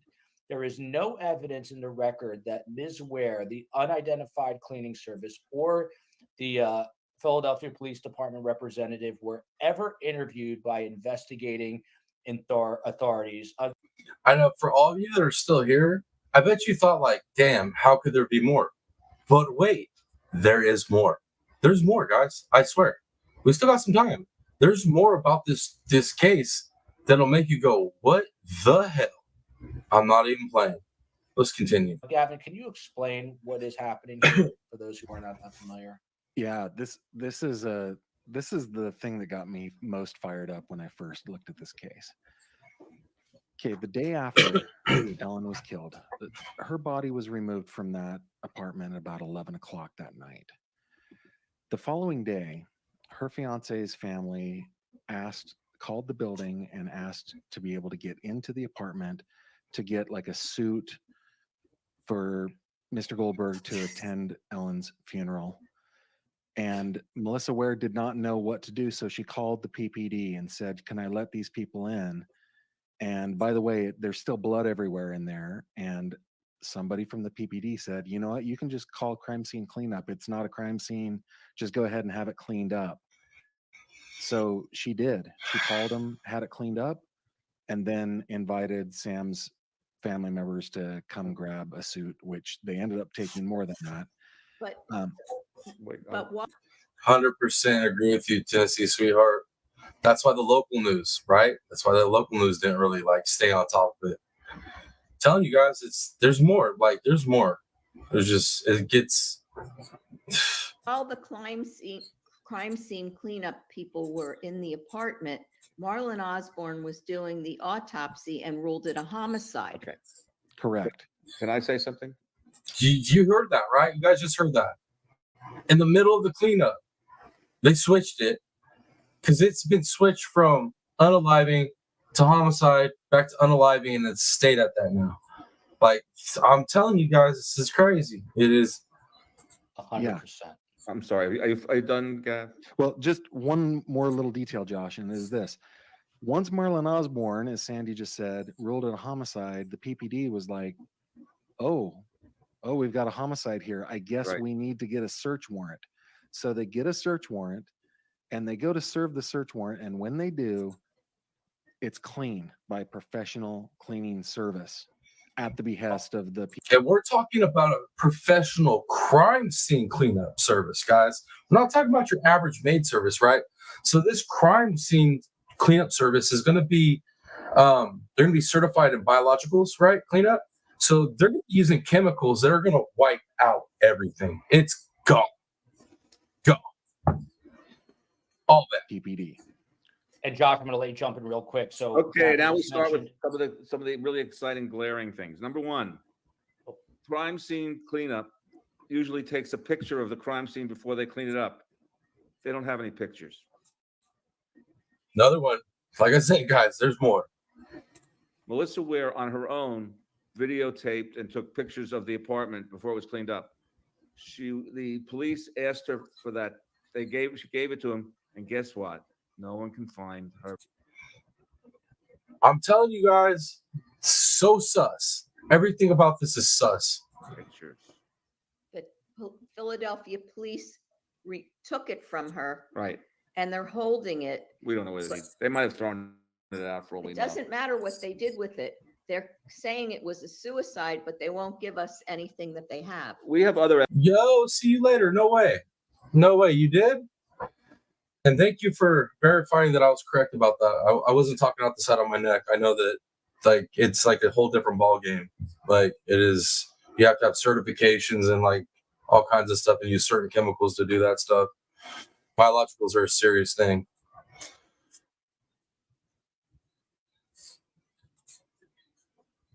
Evidence, but I'm just trying to show you what happens to some evidence in this case.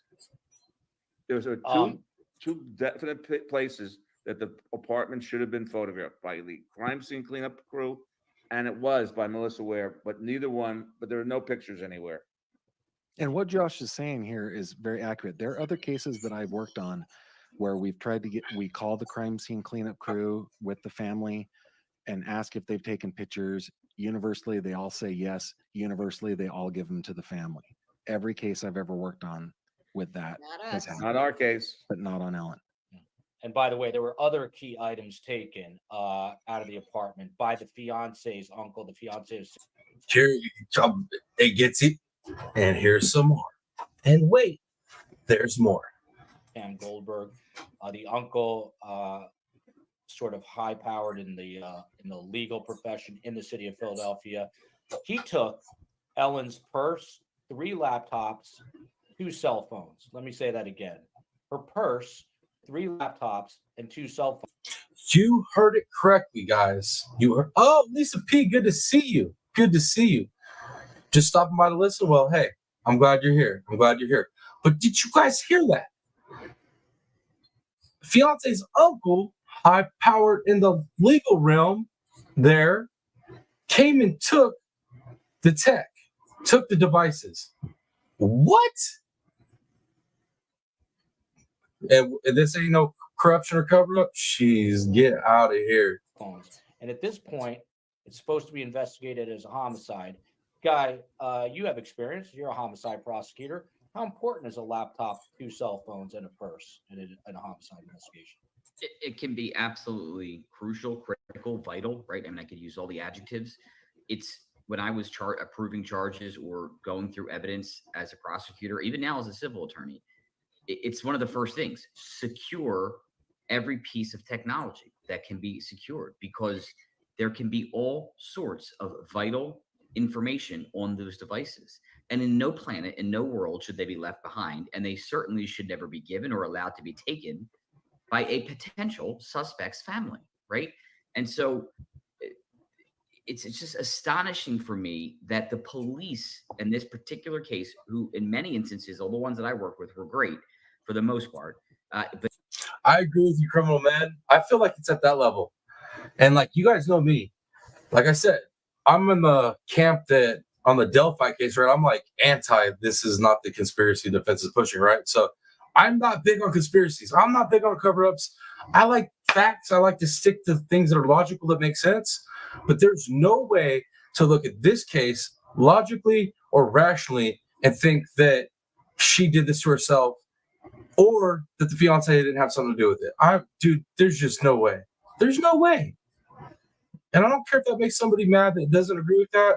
You know, this channel, we all get to agree to disagree, so deal with it. But like, that's where I'm at, guys. It's just... But in this circumstance, allowed all of this to happen before the official report, the autopsy from the medical examiners. This should have been protected and preserved until there was a finding by the medical examiner's office. And this should have, no one should have been allowed in or out of that apartment, period. For a suit or otherwise, no one should have been allowed inside that apartment, period. When they took the technology, her very expensive and family heirloom engagement ring was on the night table and left there. Yeah, he wasn't collecting things that were. Dude, so that fiance's heirloom ring from the family is chilling right there, but he don't take the ring. He takes all the tech. What? Yo. Man.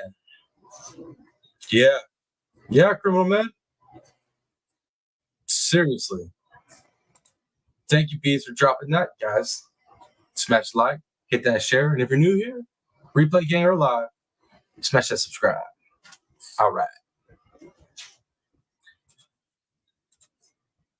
Valuable, right? He was collecting things. It doesn't look that way, does it? And Gavin, to that point, from aspiring court reporter, who is he? I think they're talking about the fiance here. His name is Sam Goldberg. Did he have influence of some sort? Can you answer this as you'd feel comfortable answering it, Gavin? So, yeah, Sam Goldberg has an uncle. His name is James C. Schwartzman. He is a administrative judge. Specifics I can't remember. I think do you guys remember what specifically? He specialized in helping attorneys who had ethics problems. Yeah. And he's a judge on the ethics board. Of the board, yes. So yeah, he is one to judge ethics violations of lawyers in the area, right? And he is a person that should have known better, I think, and in my opinion anyway, and went in and he took evidence that he shouldn't have. And one of the things that really bothers me, and I've said it on this show before, whenever there's invariably a report on the Ellen Greenberg case in the Philadelphia broadcast news, they all show file footage of the crime scene investigators arriving at the apartment building, going in and out, taking things, putting them in the van, and looking so official and so efficient at their jobs. And they never bring up that there was nothing of evidentiary value that they could have done by the point they got to the apartment building. This is all controlled. Apologize. In my opinion, this sounds all controlled. Like every aspect of this. Like, are you serious? His uncle's position, and then he pulls that, Like, come on, man. How is this happening in 2023? I know it didn't happen in 2023, but how are we at this point in 2023 where all this information is understood and we still have two judges ruling against the parents? It makes, right, Lily? Seriously serious. I don't know if y'all caught the lives yesterday, but if you didn't come away understanding how seriously serious things are around here, you didn't get the message. Just saying. They were taking stuff that was cleaned or not there. Sanitized is the word. Yeah. So, And shout out to Jersey's own Copper Horse once again. The only people Yo, Copper Horse, she mods for all the big channels, man. I talked to her a little bit over on Grizzly back in the day, but she mods for some like good channels. I think who are really going to affect change. I mean, Josh and Sandy have been going 12 years through the legal system with, and Guy knows the legal system. But again, I think this is a case where voices have to be raised significantly.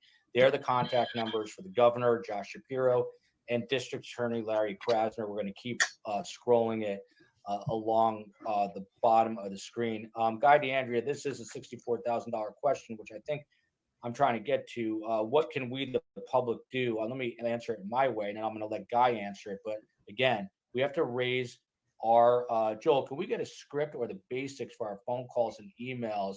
We want to make a serious impact. Jessica K. Guy, that's a great question. Guy, if someone wants to email, can you sort of tell them what needs to be said in that email? Yeah, I would lay it as difficult as it can be. I would take in some way, and this might seem harsh, but the emotion out of it. And what I mean by that, I don't mean don't be emotional, but you don't want to be flippant.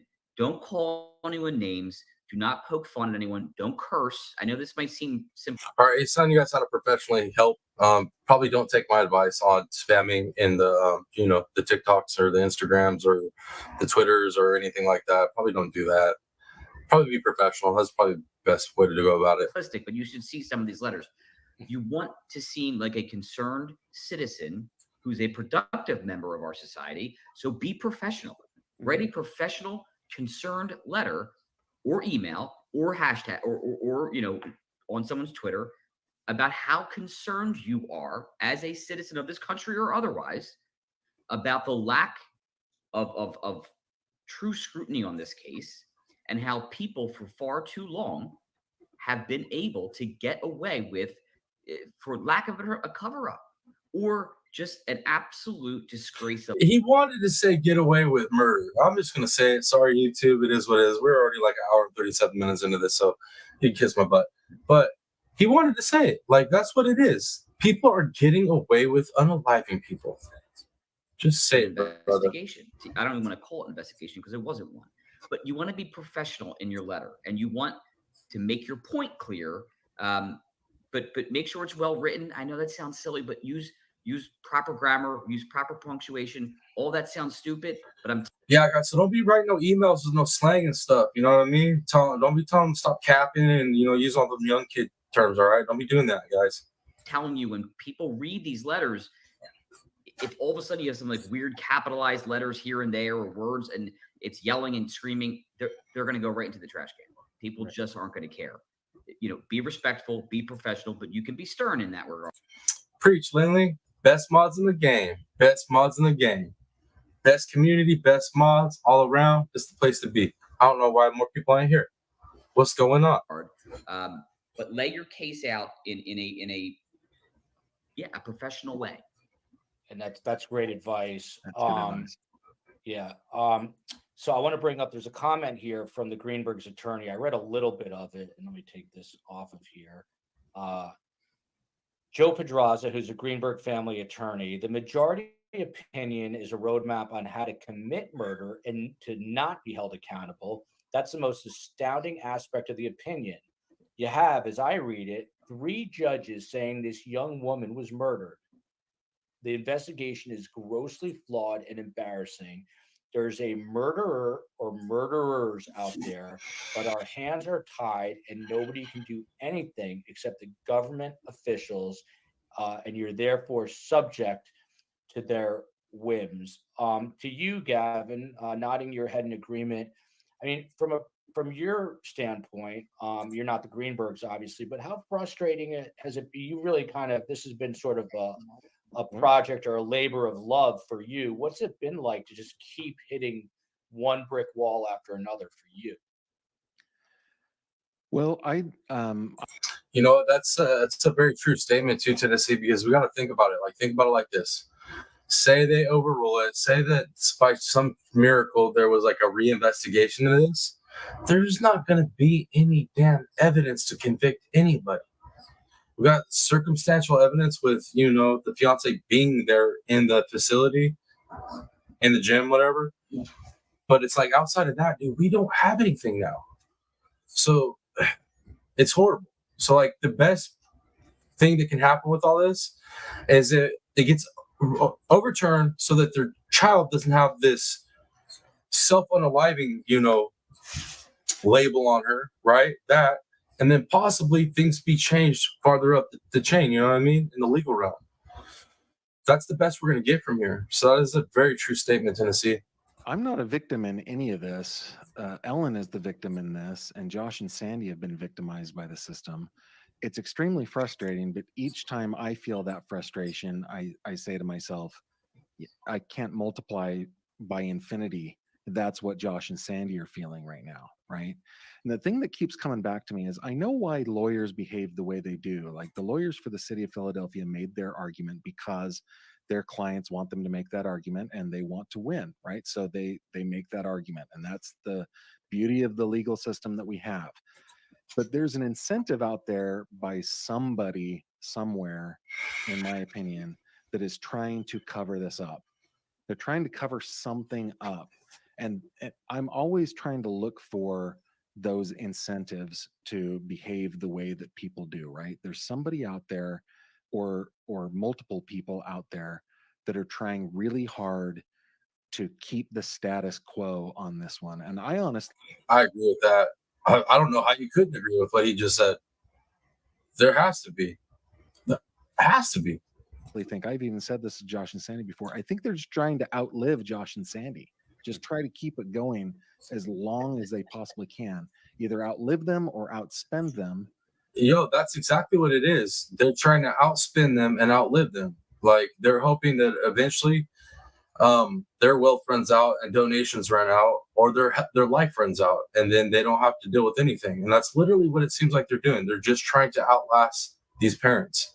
And can you imagine fighting until your life is gone, until you breathe your last breath for your child like that? Prayers to these parents, man. Throughout the day, if you get a chance, throw a prayer their way. They need it. And I mean, that's the real injustice. Well, that's the secondary injustice in this whole thing. Yeah, well, luckily Josh and Sandy are young and healthy and spry. They're spending a lot of money.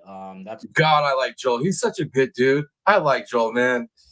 That's what the reason I like this channel is not just he literally has some of the best guests on all the time, but he's just a good dude. You can tell he's a good dude. And they call it Surviving the Survivor because he's surviving doing a podcast with his mom. And his mom's a Holocaust survivor. Just so you guys know a little backstory on the channel. It's a really great channel. I highly recommend it. That's the problem. Too much money. Here's another interesting excerpt from the court opinion. In the interest of justice, we believe that providing a detailed review of the victim's death and the ensuing investigation is clearly warranted, with hopes that equity may one day prevail for the victim and her loved ones. Guy DeAndrea, look, in a way, these judges have their hands tied by the law, but I mean, I just feel like we're seeing cowards 360 degrees around us. Keep it real, Joel. I'm beating a dead horse right now, but if you read this language, keep it real. A detailed review absolutely is clearly warranted. I mean, what are they saying, and what should be done right now legally? So I think it's a nice quote. I really do, and I think no, I do. And but here's like you got to read the language, right? It sounds so nice and so like inspiring. It's a backhanded statement. Like, it's, here's a little bit what you want to hear, but sorry about your luck. That's what it is. Like, every which way, all these statements, it's a BS. It is BS.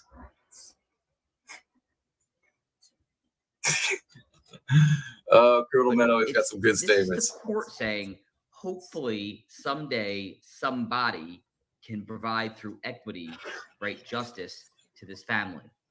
You Yeah, could have who done is that this. somebody? Yeah, who Yeah. is this magical somebody, right? Here's what I take issue with.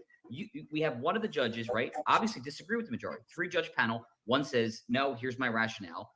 2 say, sorry, the city wins, basically. I mean, that's what they're saying. So, Julie Delp, cases only die or go cold when people stop fighting and stop digging. That's truly when they go cold. Truly. here's the issue. Those 2 judges, from their perspective, could have. But speaking of that, a little off topic, bringing up the cold, case stuff. I'm going to be covering a cold case from here in Bakersfield. I'm going to be covering that. It's going to be really interesting, and I kind of have a couple degrees of separation from me in this case, this cold case. It's an unaliving, and it happened 2016. Yes, 2016, I believe it was.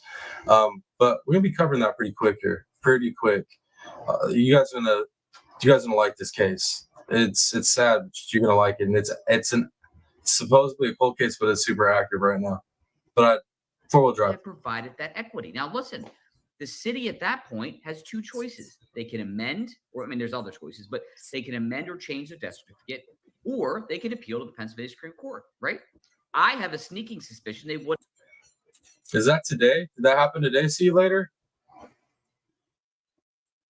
Wouldn't have gone to the Pennsylvania Supreme Court because they probably wouldn't want a ruling from them. I could be wrong about that, but the problem again I have with the statement is while it sounds nice, what it's saying is how I read it is we could have provided that equity, but we're not. You have no idea, Tennessee sweetheart. You have no idea. And I've spent better part of my life here. The stories I could tell. But yes, this cold case, I'll explain it too when I cover the cold case, how I'm connected to it. But so I don't want to tell you guys now, but I'm definitely literally a couple degrees of separation from this cold case. And this is a crazy case as well that we're going to cover. Well, let me see what else y'all are saying in chat. Yeah, the parents are definitely still fighting this.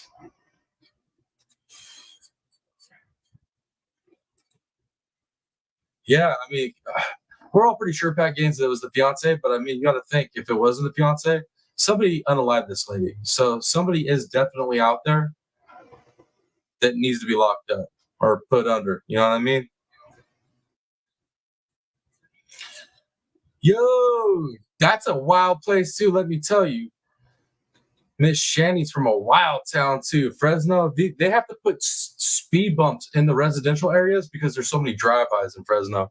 Tell me I'm lying, Shanny. Maybe not every single residential area, but a lot of them have the speed bumps because of the drive-bys. My uncle lives up that way.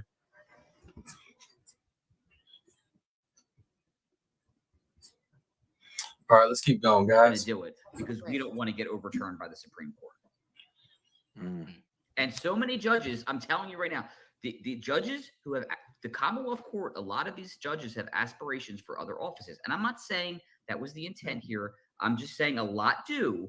And one of the things they look at for getting appointments either to the federal bench, which is a feather beyond feathers in a judge's cap, or potentially running for the Pennsylvania Supreme Court. The one thing you don't want to have been as a judge is constantly slapped down by your superiors, right?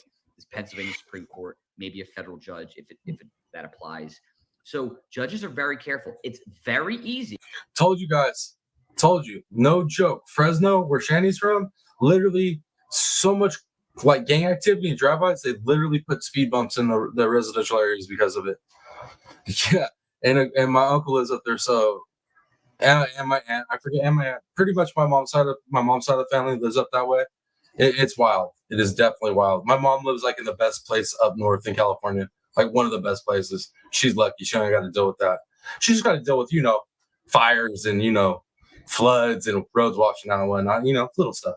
To say there's no standing. No one's going to get smacked down for saying that. If they had actually addressed the merits, they could. And some judges, and I'm not saying it happened here, I'm just saying some judges care more about that than they do about making a change. And that's how I read that language. Real quick, let me follow up on that. One quick question. You got an uncle here up there in Fresno? Yeah, he'll tell you the same thing, I'm sure. You've probably been up there. It's wild. How much time do Josh and I have before we decide we're going to go to the Supreme Court? So you'll have you have 10 days to ask the court to reconsider. Okay, they're not going to. I mean, you can, but they're not going to. And then you'll have 30 days to appeal to the Supreme. To apply for aliquotter to the Pennsylvania Supreme Court. Dude, he's such a stand-up guy, man. Helping his parents out the way he is. Stand-up dude. Much love to that guy. Thank you. By the way, Bethany real quick. says, Gavin, with the promise to come to you in 1 second. I helped a survivor of suicide law support group for 7 years. Never heard one family have a story like this ever. Go ahead, Gavin. No, I was just going to add on to something Guy was saying. What a lot of people don't realize is that the Commonwealth Court judges, those are elected positions as well. These are not lifetime appointments like you would think of any judges. Now, what happens in the state of Pennsylvania is once you are elected into that position, then once every 10 years, there's a retention vote. So basically every 10 years, PA can say, you know what, I really don't like that Commonwealth Court judge, and they can vote against retaining that judge. But you were talking, Joel, earlier about, threatening jobs, not people, but jobs. Mm-hmm. The Commonwealth Court, these are elected officials too. Mm-hmm. That's good to know. I did not know that. So listen to that. The judges are elected. Virginia Law 1 to you, Gavin, back to you. Let's get a legislator to sponsor a Pennsylvania bill. Then it becomes news. That's a good idea. And they'll get a That's a legislator really good to sponsor idea. the bill and then lobby the hell out of it. What about that as a possible tactic, Gavin? Good or bad? No, I think that is a good tactic. I also think it's an expensive tactic. Yeah, definitely expensive, but a good tactic. And I'm not to say I'm not putting that down. I'm just like any battle that Josh and Sandy are going to wage here is going to require money. It's going to require a lot of money. We already know that they've spent a lot for their daughter. And if I could just give a plug for Josh and Sandy, you guys should all go to their GoFundMe account and give them a couple dollars to help them keep the fight. Legit. I'm going to put the link. Sandy, please send that to me, and I'll put the link inside. Like I said, guys, throughout this whole, interview, there's all the links, all the information. If you want to help, if you want to donate, if you want to write letters, you want to make phone calls, it's all been put up. To be solid of you to do, definitely. The show summary today, please send me that. And I'm also going to put the link to the opinion today so you all can read that. Guy, to you from Anne Marie Ditta, can an outside agency such as the FBI brought in, it would help a lot. It seems like we need a new, fresh set of eyeballs, but you're shaking your head no. No, I mean, I don't. Well, I want to make sure I'm addressing the right question. If you mean from a criminal investigative standpoint, not really. There's no federal crime here. If a firearm had been used, then there would be a federal crime, a potential for a federal crime. But a knife was used. So sadly, the feds wouldn't have jurisdiction. That's not to say, we all watch television shows, that federal agencies don't help in investigation. It's just not being reported. I'm going to have to look at that once we get done with the live. Investigations, yes, that happens all the time. Typically, they're invited by the local agency, which I don't see happening here. And they come in and they help, but it's still a state case, right? There's no federal jurisdiction here. So they could. And oftentimes, for instance, in the computer situation where devices are taken, when I was a homicide prosecutor, many, many times, I would say 90% of the times, when we retrieved a computer, a cell phone, you name it, from a crime scene, a homicide, we would send it to the federal lab because they were better, quicker, and more efficient in processing the data and getting us the results back. One thing I just can't wrap my head around, like, how are you one of these judges or the spokesperson even more for the city of Philadelphia?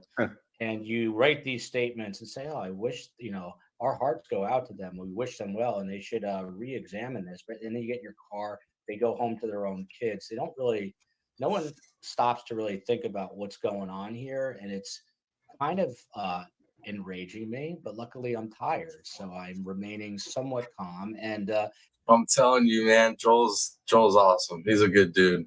I mean, how do you cover this type of stuff and not get, some type of inner feels about it, Like, it's impossible. Like, if you could watch true crime, if you could cover true crime and not get affected and you don't get affected emotionally, dude, you don't have a heart or a soul. I'm convinced. Guy is the voice of reason here. 100%, he is right. Have to stay level-headed, calm, craft a nice email that you're concerned, send it a tweet that is, of rational mind, call and voice your concern. George Cohen says, Sandy and Josh, I admire your strength so much. Time for STS Nation to rally to get justice for Ellen. I really would love for someone to sort of take the lead on all this. Again, if anyone knows anyone in Pennsylvania that can help us put a couple of billboards up to start with, or protest in the Capitol in Harrisburg, that's another good way. If there's a protest and it's big enough, local news is coming out to cover it. Nah. If it's big enough, forget local news. Forget local news. That protest happens. That stuff goes down for this case. You know what'll happen? You guys know. Come on, man. You all know what's going to happen. We get some protests popping off. Get a little bit of a wave stirred. JLR, baby. You know he'll be down there. And then we're going to stream it. I'm just saying. The news. So in this Fox News digital article, it went on to say that we are the news now. The Greenbergs, their attorneys, and a private detective say that the evidence they collected showed that Ellen's death ruling was changed after a meeting among police, at least one prosecutor, and two medical examiner officials handling the Greenberg case. The evidence includes the medical examiner's officials' own depositions describing that meeting. Josh, what do we know about that? In other words, the men. Well, once again, we have a very unusual situation. Number one, we don't know who was there. Number two, we asked Scalino, that's the head medical examiner, has he ever had a meeting like this before or since? No. So this is a one-time shot. And neither had Osborne. What? Neither had Osborne. Yo, Tennessee, you speaking my language. Ma'am, you are speaking my language. It is all scripted. I'm sure y'all have seen the video clips where they'll take the morning news. The hell? All right, weird noises in the room again. What the hell? But anyways, what I was saying is, I'm sure y'all have seen a clip where they'll take the morning news from the same day, right? From a bunch of different areas and regions, and they'll sync it together. They're literally saying the same stuff. It is way scripted. 100% agree with you. That's why I say, dude, social media, YouTube, all the different platforms, all the hardcore sleuths and investigators, like, that is the new news. That's your new go-to. If you want to know what's up and like really what's up, you go there. So I hope JLR is down there. If they get some protests popping off, that would be dope if he showed up. 100%. They never had a meeting like this. I had never seen it either. Let's go to number three. There is no written record from that meeting. That's unreal. Guy, you'd never seen anything like that happen? It's unheard of. I mean, it's just, dude, everything about this case is unheard of. It's just not the way the process works. It's just not. And no written notes, right? No, there was no written notes, and that. All right, guys, I gotta go check on something real quick. Bees, you're in charge. I'm gonna let the video keep rolling. I'll be right back, guys. Bees, that's not how be this good, goes. Bees. That's not how this works, right? The police aren't supposed to lobby the medical examiner's office to change their opinion. No. And the police did it in the press too. Not only they do it in that private meeting, they did it in the press. By the way, shout out to Paige Malone here. I emailed the governor, meaning Governor Josh Shapiro, and more than willing to email Congress. Go for it. The family deserves justice, and these parents deserve peace. God bless. Please share this video with all your friends. The more people, change comes in numbers. Numbers matter. Go ahead, Josh. I'm sorry. No, I really forgot. No offense, at my age, I forget what to say. Don't I worry. mean, It happens to me at my I can age. cite so many instances of strange criminal justice actions, like that meeting. That was a one-time thing with no written record. No one kept notes. No one kept them. For instance, in the first autopsy, there's a written, I think it's handwritten. I don't know. Don't quote me for that. Notes by Dr. What's her name? It's not Emery. fraudulent. Wait, can I finish the story? No. Dr. Rourke. Yes, Dr. Rourke, who is a well-known, well-respected evaluator of neurology, of neural anatomy, who evaluated the spine thing. Dr. Rourke writes a report. Dr. Rourke sends a bill. Dr. Rourke does everything. She never did any of that. We asked, this is on the autopsy. This is fraudulent. So we asked, our investigator spoke to Dr. Rourke. We'd like to have a meeting, come back and talk. She hung up. I don't remember ever seeing that case, so I don't have anything to say. Goodbye. Which means doctor, and then I'm back, Osborne. guys. I'm back. Let me check real quick what you guys got going in the chat. Bees, were you guys good? Did you behave, Bees? Let me see. Let me see.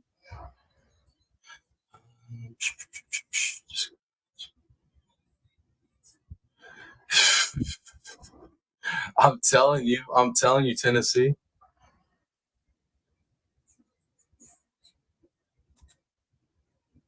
All right, guys, let's keep going. Let's keep rolling. I'm gonna use a bad phrase, but I'm gonna use it anyway. A cock and bull story and his thing that he took the spinal specimen, which is a very important thing in this whole case, and if you read about it, you'll see, to her in the snow. I mean, you saw the size of that man. Can you see him taking a Seriously. See you after a while, Miss Chili Delp, Mom. specimen walking in But boots in the snow? he's lying, because I think he might be fibbing a little bit. Never mind. I can't say he's lying, but she never wrote a report. The woman always writes, and this is a very respected woman. I found out. Say something. When I don't know. Polino had Lindsay Emery do Oh yeah, that examination, she was told Not not to write a a report. report. so we didn't find out about the thing that some of the wounds might have been post-mortem until the depositions. Can you believe that, man? These poor parents. Oh. It's like just when you think you've heard it all in this case, a little bit more. Here's a little bit more. Here's a little bit more of insanity for you. 2 years later. So they were with the medical examiner's office, were withholding that information from us From everybody, from and from the world. From the public. Let's say that, that's some. You like that guy? The medical examiner's office is writing. You know, we spoke about this before. When I spoke to Dr. Rourke and I spoke to the medical examiner's office when I was still at the DA's office. Like as close to as 100%, and I mean 9.99.999. Dr. Rourke, if I gun to head, my life on the line, I swear under oath, Dr. Rourke did not perform a neuropathological examination of the spinal column, because she didn't. I mean, there is absolutely zero evidence that she did that, other than Osborne saying she did. Right? Yeah. She said she did it to me.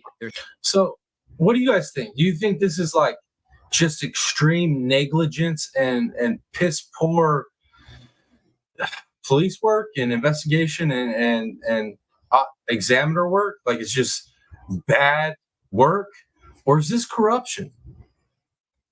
Because it's like, yeah, there's all these little things where it could just be, somebody sucked at their job, but like this many people sucked at their jobs and this many people are still sucking at their jobs. Like, it just doesn't make sense to me, guys. It really doesn't.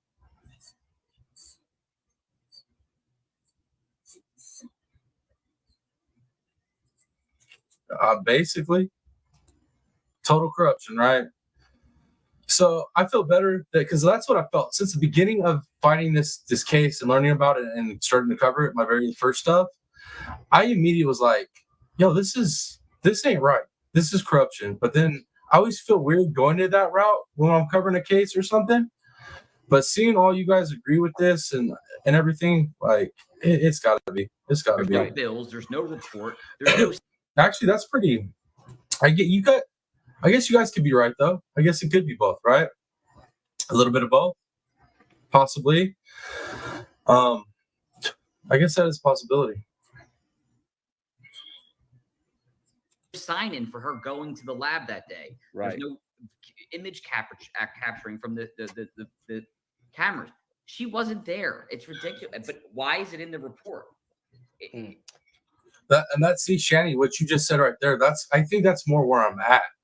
It's like, yeah, it could be both. It could be negligence by itself. It could be both, but it's so extreme at so many levels that it seems intentional.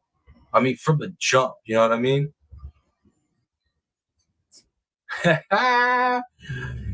Hey, you know what? Yesterday on the lives, I told you guys I stopped hearing the noises and stuff. But like, as we finished up the last live yesterday, I heard that same noise, and I've actually heard it a couple times as we've been on this live, but I still can't pinpoint it. I don't know. I don't think it's anything paranormal, but that's pretty funny, Bees. I spoke to someone today whose name's going to go unmentioned, a source, a very, very seasoned investigator. And that person has been sort of studying this case behind the scenes and walked me through of what seemed almost precisely like what happened. It was kind of crazy to watch this investigation. Ooh, I just thought about something. One of my favorite detectives, he covered this. He covered his opinions on this. I'm kind of thinking about, not on this live, because I don't want to do a 4-hour live. I want to keep this within, that 2 to 3 hours. We're at 2 right now. I'm thinking about coming back and doing another live and doing a reaction to this detective I'm thinking about, because his breakdown on it, he's like very, very rational, very like analytical, like it's got to make sense, right? And the way he covered this, even he's in the, I don't like what's going on here. So we might cover that another video on this topic. I'm thinking. I'm torn, man. There's so many things I want to cover right now.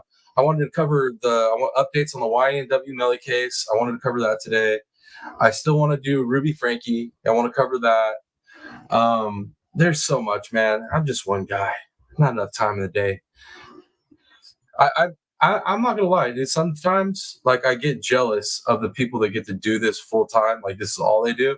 Because if this is all I did, man, I'd be up here constantly. Y'all get so sick of me. You're like, this dude is live all the time. What is wrong with him? Let me see what else y'all are saying. Bakersfield is haunted. You ain't joking. Let me tell you. From way back, there's a lot of bad stories, a lot of bad stuff's happened here from way back in history. That is a very true statement. You never behave. Just saying. I know. That was a horrible joke. I know, guys. This is corny. Give me a break. Oh, yeah. Definitely many restless spirits here. Definitely. I'm one of them. Definitely restless. Creative mind at work, and working to get this source to come on. And I will do that hopefully with Tom Brennan, who is the private investigator that's been working with the Greenbergs. And one of the things that this person talked about was the 911 call. There are a lot, going back to that statement, when the Greenbergs have more evidence. Well, one of the pieces of evidence is a 911 call. And there are experts out there that know how to read 911 calls. Right. And I'll leave it to you guys to Google it out there and listen. Yo, maybe that's what we'll do. Maybe we'll cover the 911 call, but then we'll also cover that video by the detective I'm talking about and his breakdown on this case. Maybe we'll do that. I mean, we'll do that. I don't know exactly when I'm going to do it, but I'm definitely going to do that. I think that'll be a good live for us. especially to give us another reason to cover this. Just get more exposure for it because. Yeah, I'm a little vested in this one, guys. I'm a little vested in this one. And thank you again, Tennessee. Thank you again for sending me an email and letting me know that stuff was going on with this case. I really appreciate it. Yeah, like the cute dimple, huh? Why you gotta make me blush? Yeah, is that gonna be a thing now over here? Is that gonna be a thing? The ghost. Thank you all though. Share and subscribe and like and the whole nine. All the buttons. Just smash all the buttons.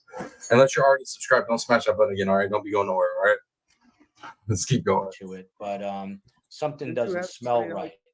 Did you have somebody that Peter did that? Hyatt. Yeah, we had Peter, a statement analyst. He does statement analysis. Yes, he Right. came on. We did that at one point, But but we're ahead. gonna go back to that. Yeah, we're gonna go back to that. Josh, I want to ask you.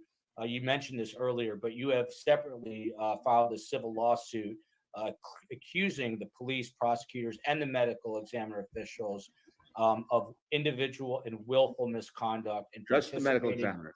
Yeah, in a conspiracy to cover up the murder of Ellen R. Greenberg. So Right. where does that stand today? What are your next steps with that? Oh, the city, I believe, yeah, I really don't know, but what I understand is, our guy, when I say some words, Guy, I'll be able to fill in the blanks. Our attorney has just sent a petition of like almost 200 pages to the city. Prove it, bees. Prove it. Where's your dimples and cat eyes? Prove it. To get evidence. In other words, they're blocking giving us any evidence. Am I correct by that? Those He probably sent written interrogatories of request for production of documents. Ooh, I just got a message from Miss Donna Clark. She just sent us some information. She just sent us an update. We're gonna cover this update at the end of this video. And if they haven't complied, he probably sent a deficiency letter. And if they haven't complied, he probably sent a motion to compel. he sent a petition, and I know how many pages because You were definitely right, Tennessee. You were definitely right. Yeah, when you sent that, I opened up. I was like, yeah, I know that I'm on this one. I actually covered this one. And then when I saw what it was about, that there was more information and update, I was like, what? I had no clue. started to hold on here. I started to print it, and it was like 178 pages. Okay, but I'm just saying what's good. A copy of the petition, right? It's 178 pages. The petition. They are not. The city of Philadelphia does not cooperate. They- Why? That's the Why? golden Because question. that makes you No. think they're hiding something. That always makes that's I what know, but that makes you think. I'm not asking you that. Oh, I'm okay. asking. They don't know. Yo, I love these two. I love the parents. You could see their dynamics are so funny. The way that they are with each other.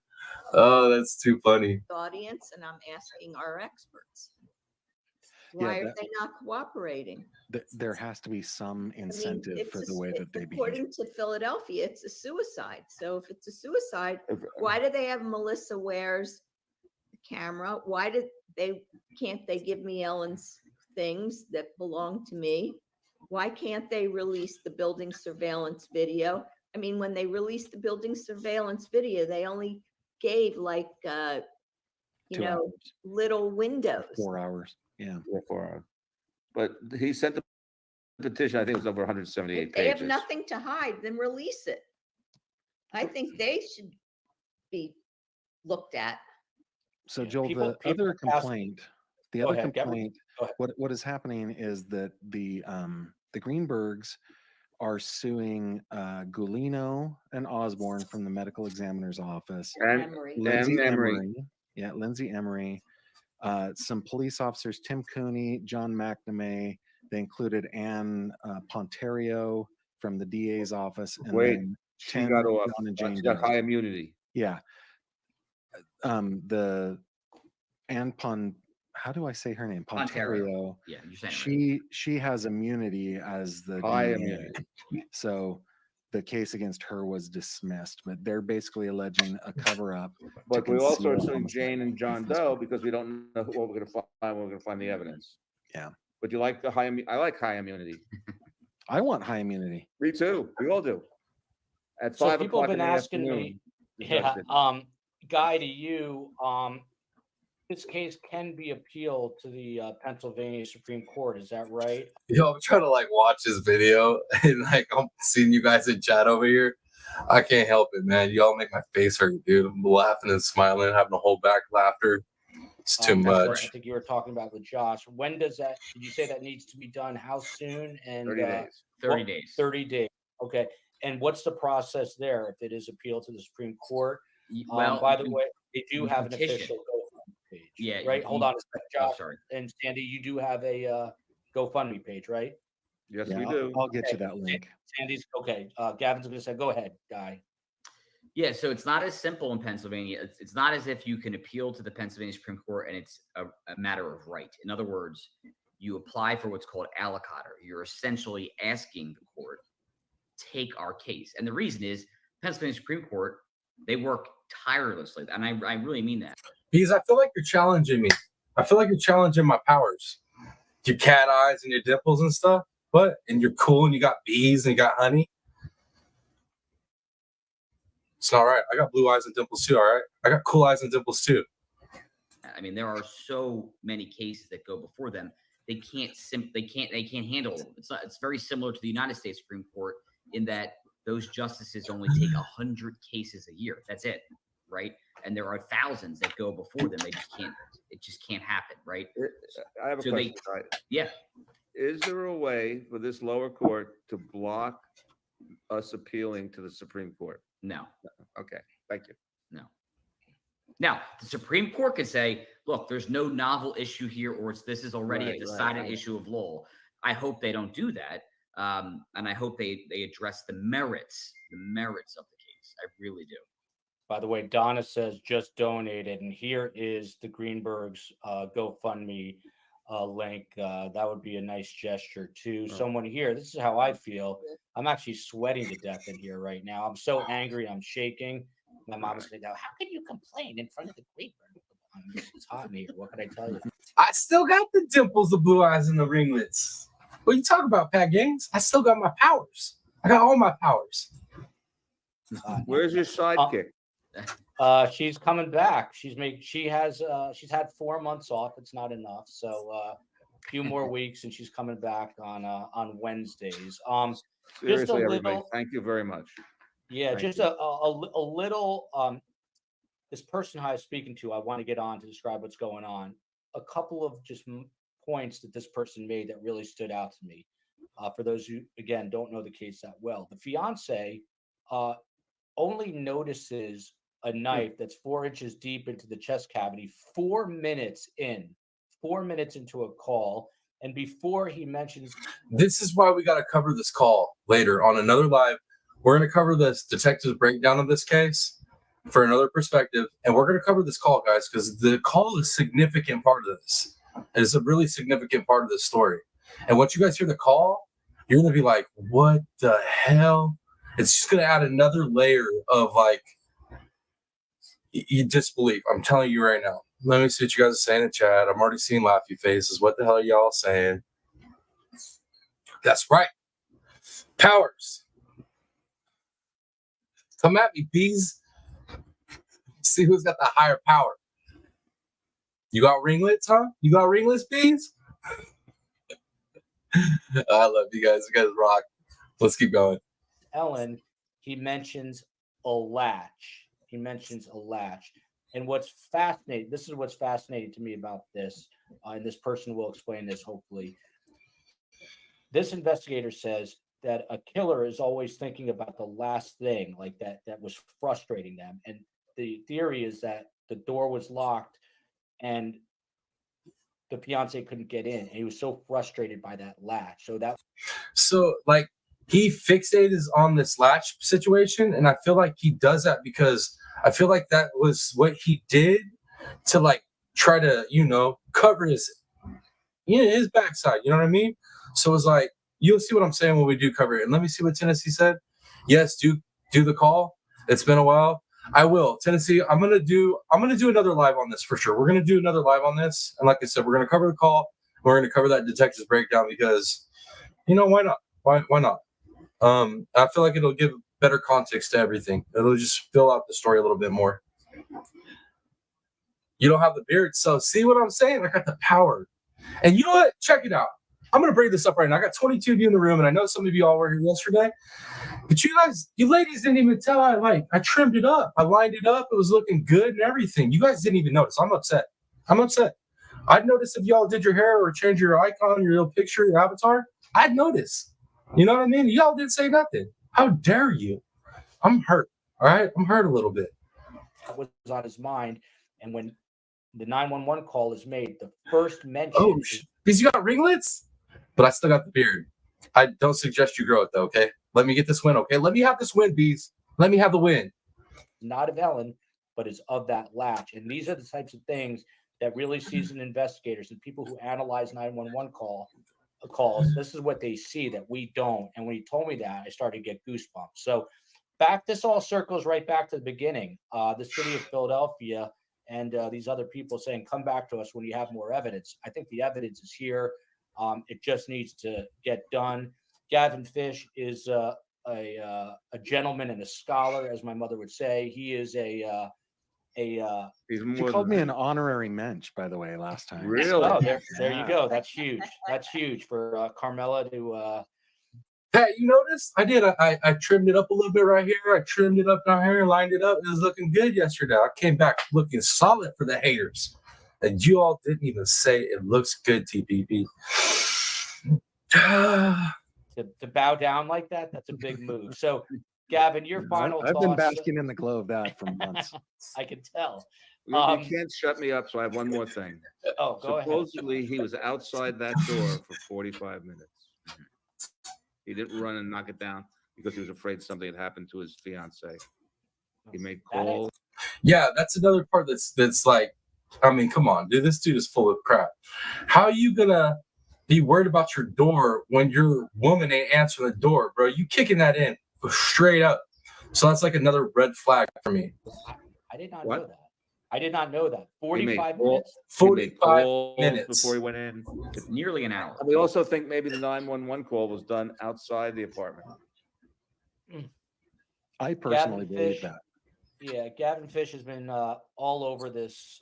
He reads and studies this case the way others watch cartoons. There is something very significant. He says that I win. Just playing. We on the same level, Bees. I was just playing, but thanks for the win. Ellen I'll was take it. lying I on need the floor. I need a W. That's how he remembered her when he saw her, and she was dead, but she wasn't. She was when they was came. found slumped over in the corner of the kitchen cabinet. She was sitting. She had her sitting up against the kitchen cabinets. She was not lying on the floor. Yeah, and the blood evidence I think goes to show that.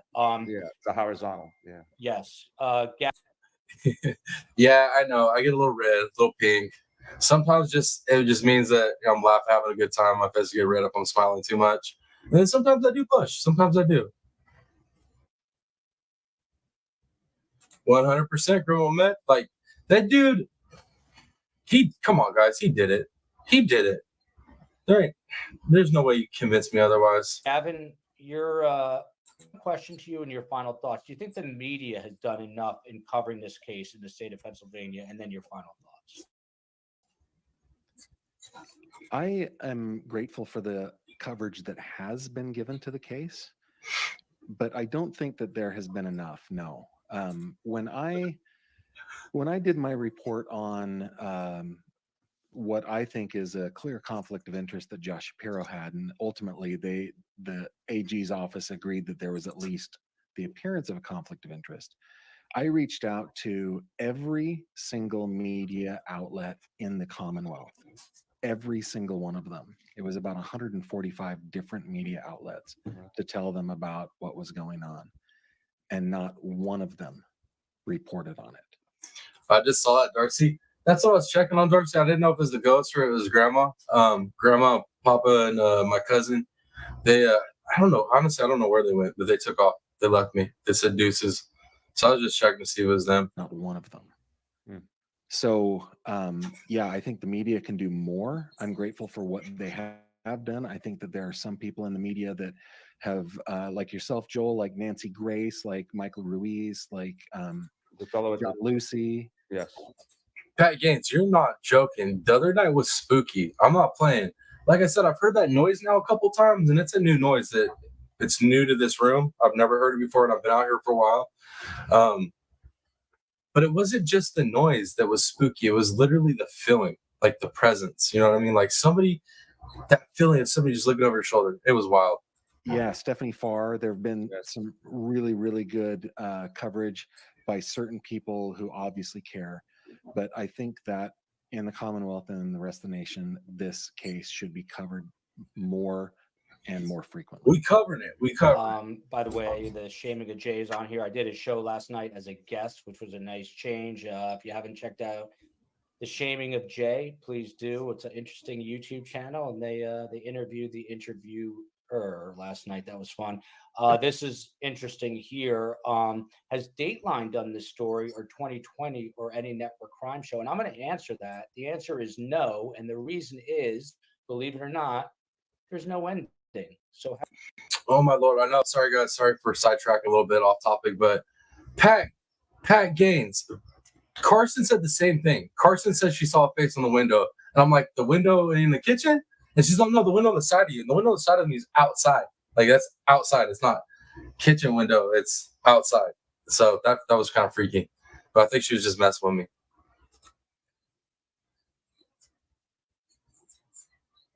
Yo, that ain't no joke. You were here for that live? You were here for that live when Grandma came back? She was a little lit. She was. She came out here yelling at me and stuff, telling me she had food for me. I was like, yeah. That was funny. Criminal Med, Bees, all my awesome mods. Thank you guys for constantly dropping links, dropping the subscribes, the likes. Appreciate you guys so much. Appreciate you. You guys rock. Yeah, y'all. I told grandma she's part of the channel now. I was like, you're part of the channel. I was like, my subscribers, they watch for you to, your little head to be bobbing by the window. They watch for you. I told her her hair looked good too. I was like, so the ladies in the chat said your hair looked on point the other night. Just let you know. So I told her, I relayed the message. I let her know, guys. She got a big old smile on her face too. I don't think she really understands what this whole YouTube thing is, or really what I'm doing out here, to be honest with you guys. But she did smile. It did bring a smile to her face. So that's awesome. how do they do a show? That's how these TV That's how they executives, traditional media do think. They have a formula, and since there is no ending to this story, they haven't done it, which is kind of crazy. But hopefully, there is a documentary made in the near future, and other media that shines a spotlight. Guy DeAndrea, cool dude and looking cooler with the hair and the beard. Former Philadelphia assistant district attorney in the homicide unit. He discovered Ellen's file in the Philadelphia DA office, now in private practice. Guy, what counsel would you give, and I don't mean psychological, I mean legal, to Josh and Sandy right now? What should they do legally? So, I've said this, I've spoken on this case and the family many times, and Sandy and Josh and I have spoken on the phone. I've spoken with Tom, their investigator, many, many times. And I've said this all along. I've never even met in person Josh or Sandy. And I, from day one, have felt so, I don't know, this case has stayed with me the entire time. And I have felt so deeply involved or invested, I should say, because they have not received any justice. And I applaud is the wrong word, but I mean, the fight that these two have gone through with, doors being shut in the face is like, they're used to that now. They just turn and go to the next door.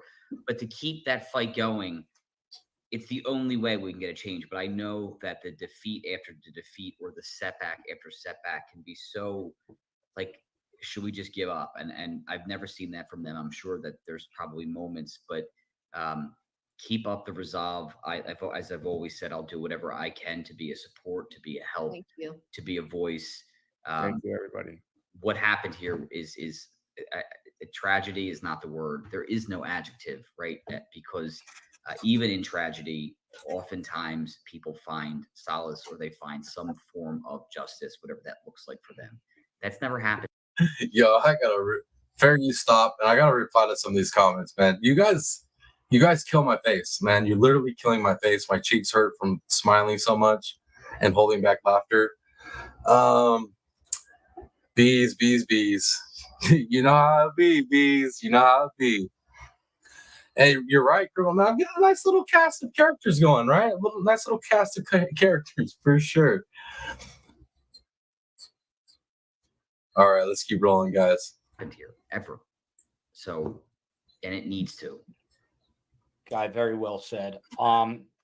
Finally, of course, a huge thanks to both Josh and Sandy, Ellen's parents, for coming on. I just want to say everyone lives busy lives. We're tweeting, we're running around, at work, and it's very easy to compartmentalize and say, Bees. It's like brushing your hair. It just, helps with the growth, you know what I mean? I'm just trying to get it to grow in lush, thick, full bodied. wow, it's a terrible story, and then you just put it away. And I'm guilty of the same thing. And the part that I can do is to continue to raise awareness, but we need people to step up and either organize protests or get these billboards up somehow. That's expensive. It's expensive. I don't know if people. Speaking of billboards, that cold case that I'm talking about from Bakersfield that we're going to cover, the person of interest, this is community's person of interest, they just went and put up billboards for this cold case in the town that he resides in now. Woo! It's this cold case is getting crazy, man. We're talking lawsuits, we're talking all kinds of stuff. And like I said, I'm only a couple of degrees of separation from this situation. It's going to be a good one. I think you guys are going to like this one. 4-wheel drive. People know people, but it's just a matter of getting the word out there and not letting this fall on deaf ears. Again, Governor Josh Shapiro and the PA District Attorney Larry Krasner. Governor Shapiro wants to be president one day, and Larry Krasner probably wants to be governor. And your voice matters. So please spread the word and make some noise, as they like to say. Shout out to Kay, the Geeky Angel, for coming to YouTube. Oh, yeah, they put mad heat on him, Tennessee Sweetheart. When we do the live, I'm going to give you guys the information for the Facebook page for it. And I just implore you all to be chill over there, because this person of interest, this story is crazy, but this person of interest has sued the brother and family of the victim. I'm telling you guys right now, when we cover this cold case that we're going to cover from Bakersfield, y'all are going to be like, what the hell? How have I not heard of this? Even some of the people from Bakersfield don't know about this case. I only know about it because I'm so connected to the case. I'm so closely connected to it. And I mean, I talked on a little bit before in a video, but dude, the live I got planned for us to get like really deep dive into this, you guys are going to be tripping on this case. I promise you. It'll be a really good live. Remember, Sandy, your final thoughts. We'll let ladies go first, and then your husband. No, I'm grateful to all of the panel, and I'm grateful for the public who's been sticking by us, and trying to take as good care of myself and my husband so that we can continue to fight the fight. And thank you for all the love out there. It means a lot. I couldn't have said it better. We really appreciate what you have done. Every little bit Adds up. Mm-hmm. It all adds up, hopefully. As they say in Brooklyn, oy vey. This is not fun. Chaos says donated with an exclamation. Donna says, please donate if you can.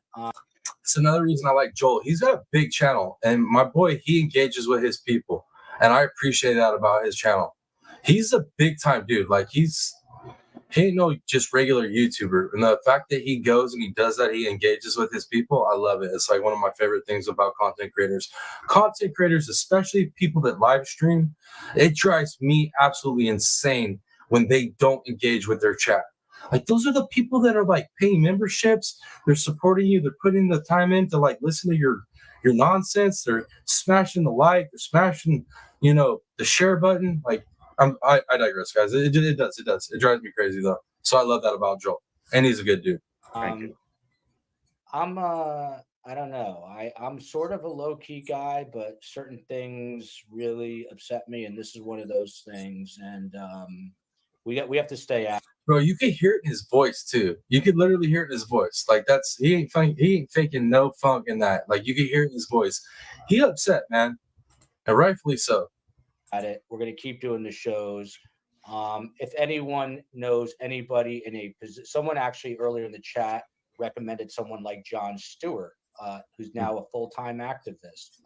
It's worth tweeting at him. You just don't know. We need a big voice. My voice is growing with this platform thanks to SCS Nation.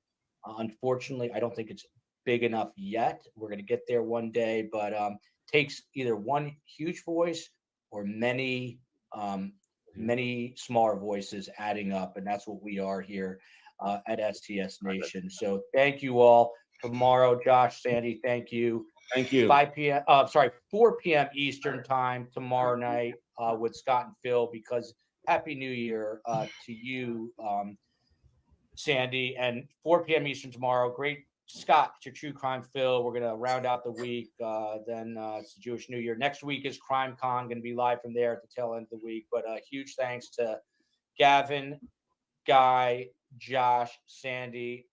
Love you, America. Love you, Pennsylvania. Don't love you that much, Philadelphia, because of this, but sort of still love you because Guy's there. And love you, the Republic of Ireland. Israel, Tali's from Israel on the stream. Till tomorrow, 4 p.m. Eastern, 1 hour earlier. Till then. All right, guys. All right, that's it. That is it for the recap, deep dive. I mean, I don't even know what to call this stream. Reaction, review, whatever we're going to call it.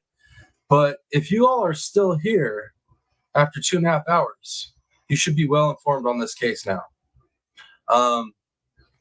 Let me get some ones in the chat for corruption, 2s in the chat for piss poor police work and medical work. So is this corruption with the 1, or is this just people bad at their jobs with 2? Let me see what you guys think after hearing all this.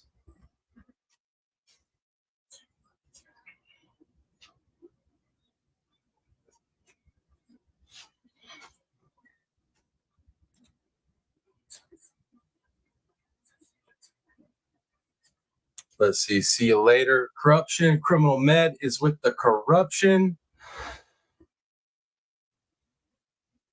that it? That's all I got. That's all the responses I'm gonna get from y'all. All right. Let's see. All right. Tennessee Sweetheart 1 and 2, but mostly 1. Yeah. Seems like it. All right, guys. I want to cover 1.5 for B's. Pat Gaines is 1 and 2. Okay. So for sure there's corruption in it, right? With the sprinkle of being inept. That's where we're at. All right. I'm going to pull up one more video, guys. This one's from yesterday, but Miss Donna Clark sent it to me just now while we were on live. It's an update on the Bronx daycare situation. So some of you might have already got this information, but some of you might not have. So for all the lucky people still here, we're going to cover it real quick, okay? Just because I don't want to make a whole live or a whole video out of just this little update. So let's check it out. Let's see what they say. Let's see. Give me some ones in chat if you guys can hear it. This is breaking news from Pix 11. Now, breaking news: the husband of the Bronx daycare owner, where a 1-year-old died after being exposed to fentanyl, has been arrested. Oh, Thank you so much for joining us. I'm Corey Chambers. Yeah. Hampson Fidel, according to law enforcement. Miss Darcy, you at that 1, huh? High levels of corruption. Tennessee corruption. Oh, my bad. You guys can hear me. That's a different question. My bad. Should have changed the number up for that question, huh? All right, let's keep going. His husband was taken into custody in Mexico. Eileen LaPalmer joining us live in the newsroom right now. Yo, they busted him in Mexico? Was he in Mexico the whole time? I thought he was in the States. I thought that dude was in the States. They busted him in Mexico, though. Okay. Eileen. Well, this just happening. The arrest made late this afternoon. We are told by U.S. law enforcement, along with Mexican authorities, that person taken into custody is the husband of the daycare owner. He was on a bus in northwest Mexico. These are surveillance images of that man, the alleged ringleader. Yeah, my boy made it farther than Cavalcante did, criminal man. That man done made it to Mexico, but he still got caught. He still got caught. Usually they still get caught. It just takes time. It just takes time. That's why I was convinced, like, if they didn't get Cavalcante in a certain amount of time, he'd get, states over, maybe country over, and then finally get caught. Right, Tennessee? Good thing. Man, these people involved in this stuff, they're straight demons, man. These are not good people. We don't... I got strong opinions for people like this. That's for damn sure. Running out the back alley at that Bronx daycare, allegedly carrying bags of evidence. Yesterday, we told you about a third arrest of a man known as Rennie the Rooster. And earlier this month, the daycare owner and her husband's cousin were also arrested and charged in a federal indictment. Yo, I hope they nail the out of every single one of these pieces of... I can't stand people like this, guys. I just can't. It's like the activity they're doing alone, I can't stand. But to take a little baby's life by putting them around this type of stuff, these people do not deserve freedom or really oxygen at that point. 4 toddlers overdosed earlier this month inside that daycare. 1-year-old Nicholas Dominici died. Investigators recovered fentanyl and drug paraphernalia near where the babies would sleep. I wonder if there's any long-term damage those other babies took from that overdose. Yeah, criminal med, pure trash, 100%. 100%. But I wonder if there's any long-term damage that those other babies might have sustained on that overdose. Because remember, 4 of them overdosed. Just one of them, succumbed to it. Trapdoors found in the floorboards. City Council member Perina Sanchez has been comforting baby Nicholas's family and trying to figure out ways to prevent another incident at home daycares. Such a heinous criminal act that led to Nicholas's death, making sure every single person that has access to an apartment where there's a family daycare, every single person needs to have a background check. Every single room, every single cup. Yo, I mean, like, background check, even if they were to go in and search the house, right? Dude, it was in a trap door. I mean, dude, they literally have to bring dogs in to make sure that these daycare owners are doing something, with substances. They literally would have to bring a dog in. Even with this daycare, I mean, well, yeah, because, like, there's no way you're going to know that it's there. It was in a trap door. It's ridiculous, man. Birds should be a part of what is searched. And the man arrested this afternoon in Mexico, identified by sources as Felix Herrera Garcia. He had been on the run since those overdoses back on September 15th.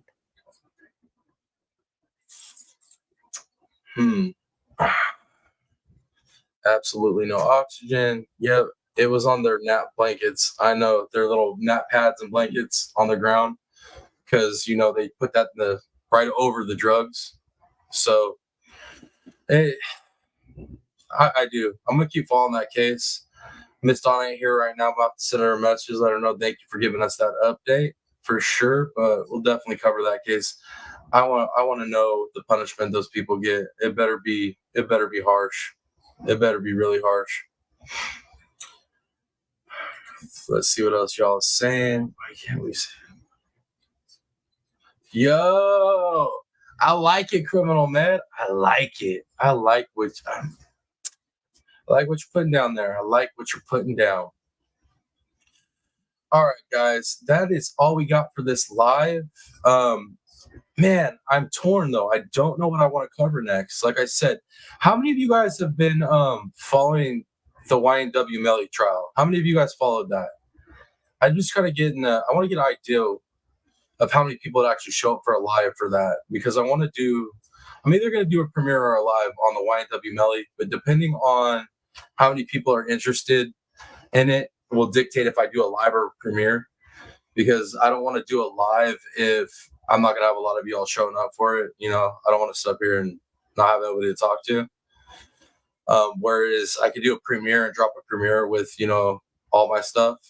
And okay, so looks like Tennessee and criminal med.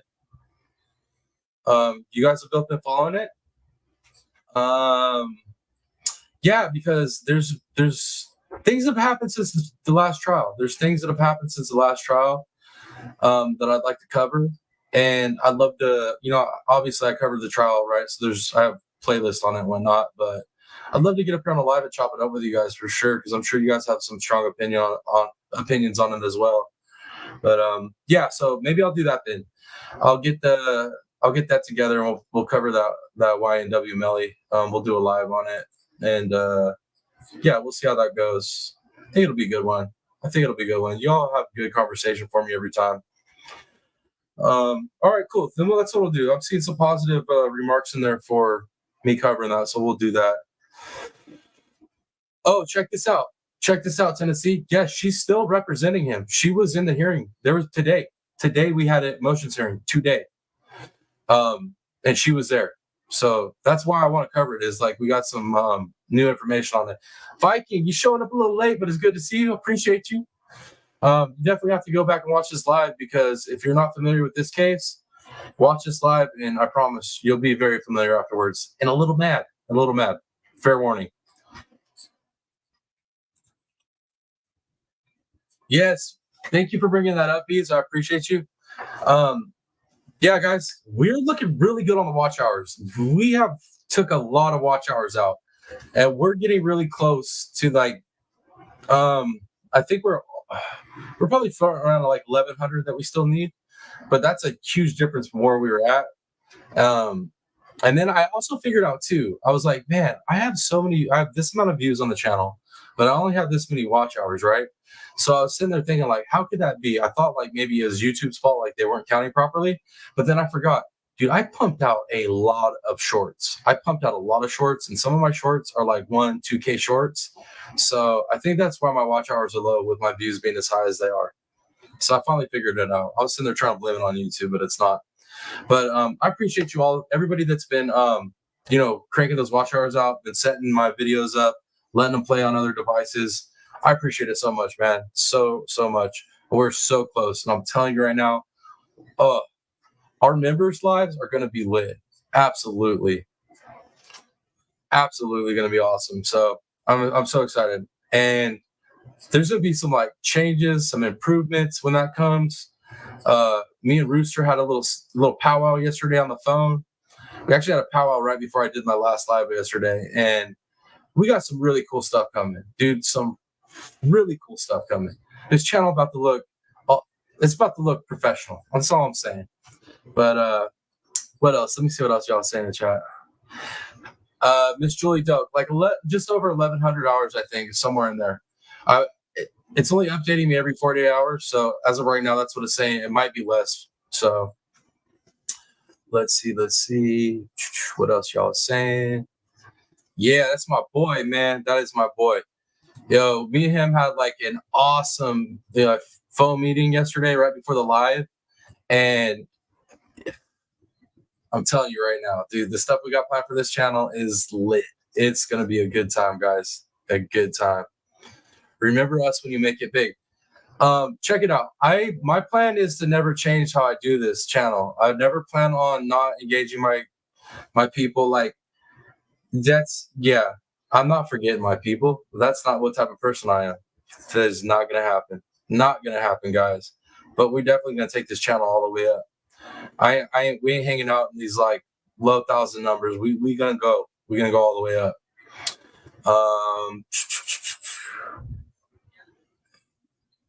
It's mom to you. Oh my Lord. What else do I got for you guys? But yeah, I mean, I don't have too much housekeeping for the channel. It's just much love, guys. I appreciate y'all for the watch hours. It's huge. I appreciate y'all for having my back yesterday when I was going through this stuff. That meant a lot to me. Like, y'all don't have no idea how much that meant. And I think I told you all yesterday too, Rooster wanted me to send his love and appreciation for all the love you guys give him in the comments and all the support you guys give me. Means a lot to both of us. Yeah, but that's it. That's all I got for you guys. So socials, all the links for everything is down in the description for the video. Same thing, all the same information's over in the channel description. If you want to link up, you have a question, you have a case you want me to cover, send me that. If you want to, you want to donate to the channel, it's a little patronage. Definitely leave me a note. Let me know who you are, at least your screen name, so I can give you love. But that is it, guys. That's all I got for the moment. It's 3. I may or may not be back with another second live today. It just depends on what I could find, what I can kick around. I need to do a little bit more sleuthing on the news today, see what else is popping. But yeah, guys, thank you for being here. I appreciate you all. Replay gang, if you made it this far, you guys rock. Leave me a comment down there, Replay gang. And thank you all yesterday, all the live gang. No, we're going to call this 2 Live Crew. If you all caught the live, go down in the comments after this is over, put 2 Live Crew. Let's see who I get more responses from, the Replay gang or my 2 Live Crew. I appreciate you guys. All right. That's it, though. That's all we got. Let's wrap it up so I don't do the half-hour goodbye. You know how I be. You know how I be. All right, guys. It's your boy, the real Piscine Predator, a.k.a. TPP, baby. Till next video. I'm out, y'all. Much love. Peace.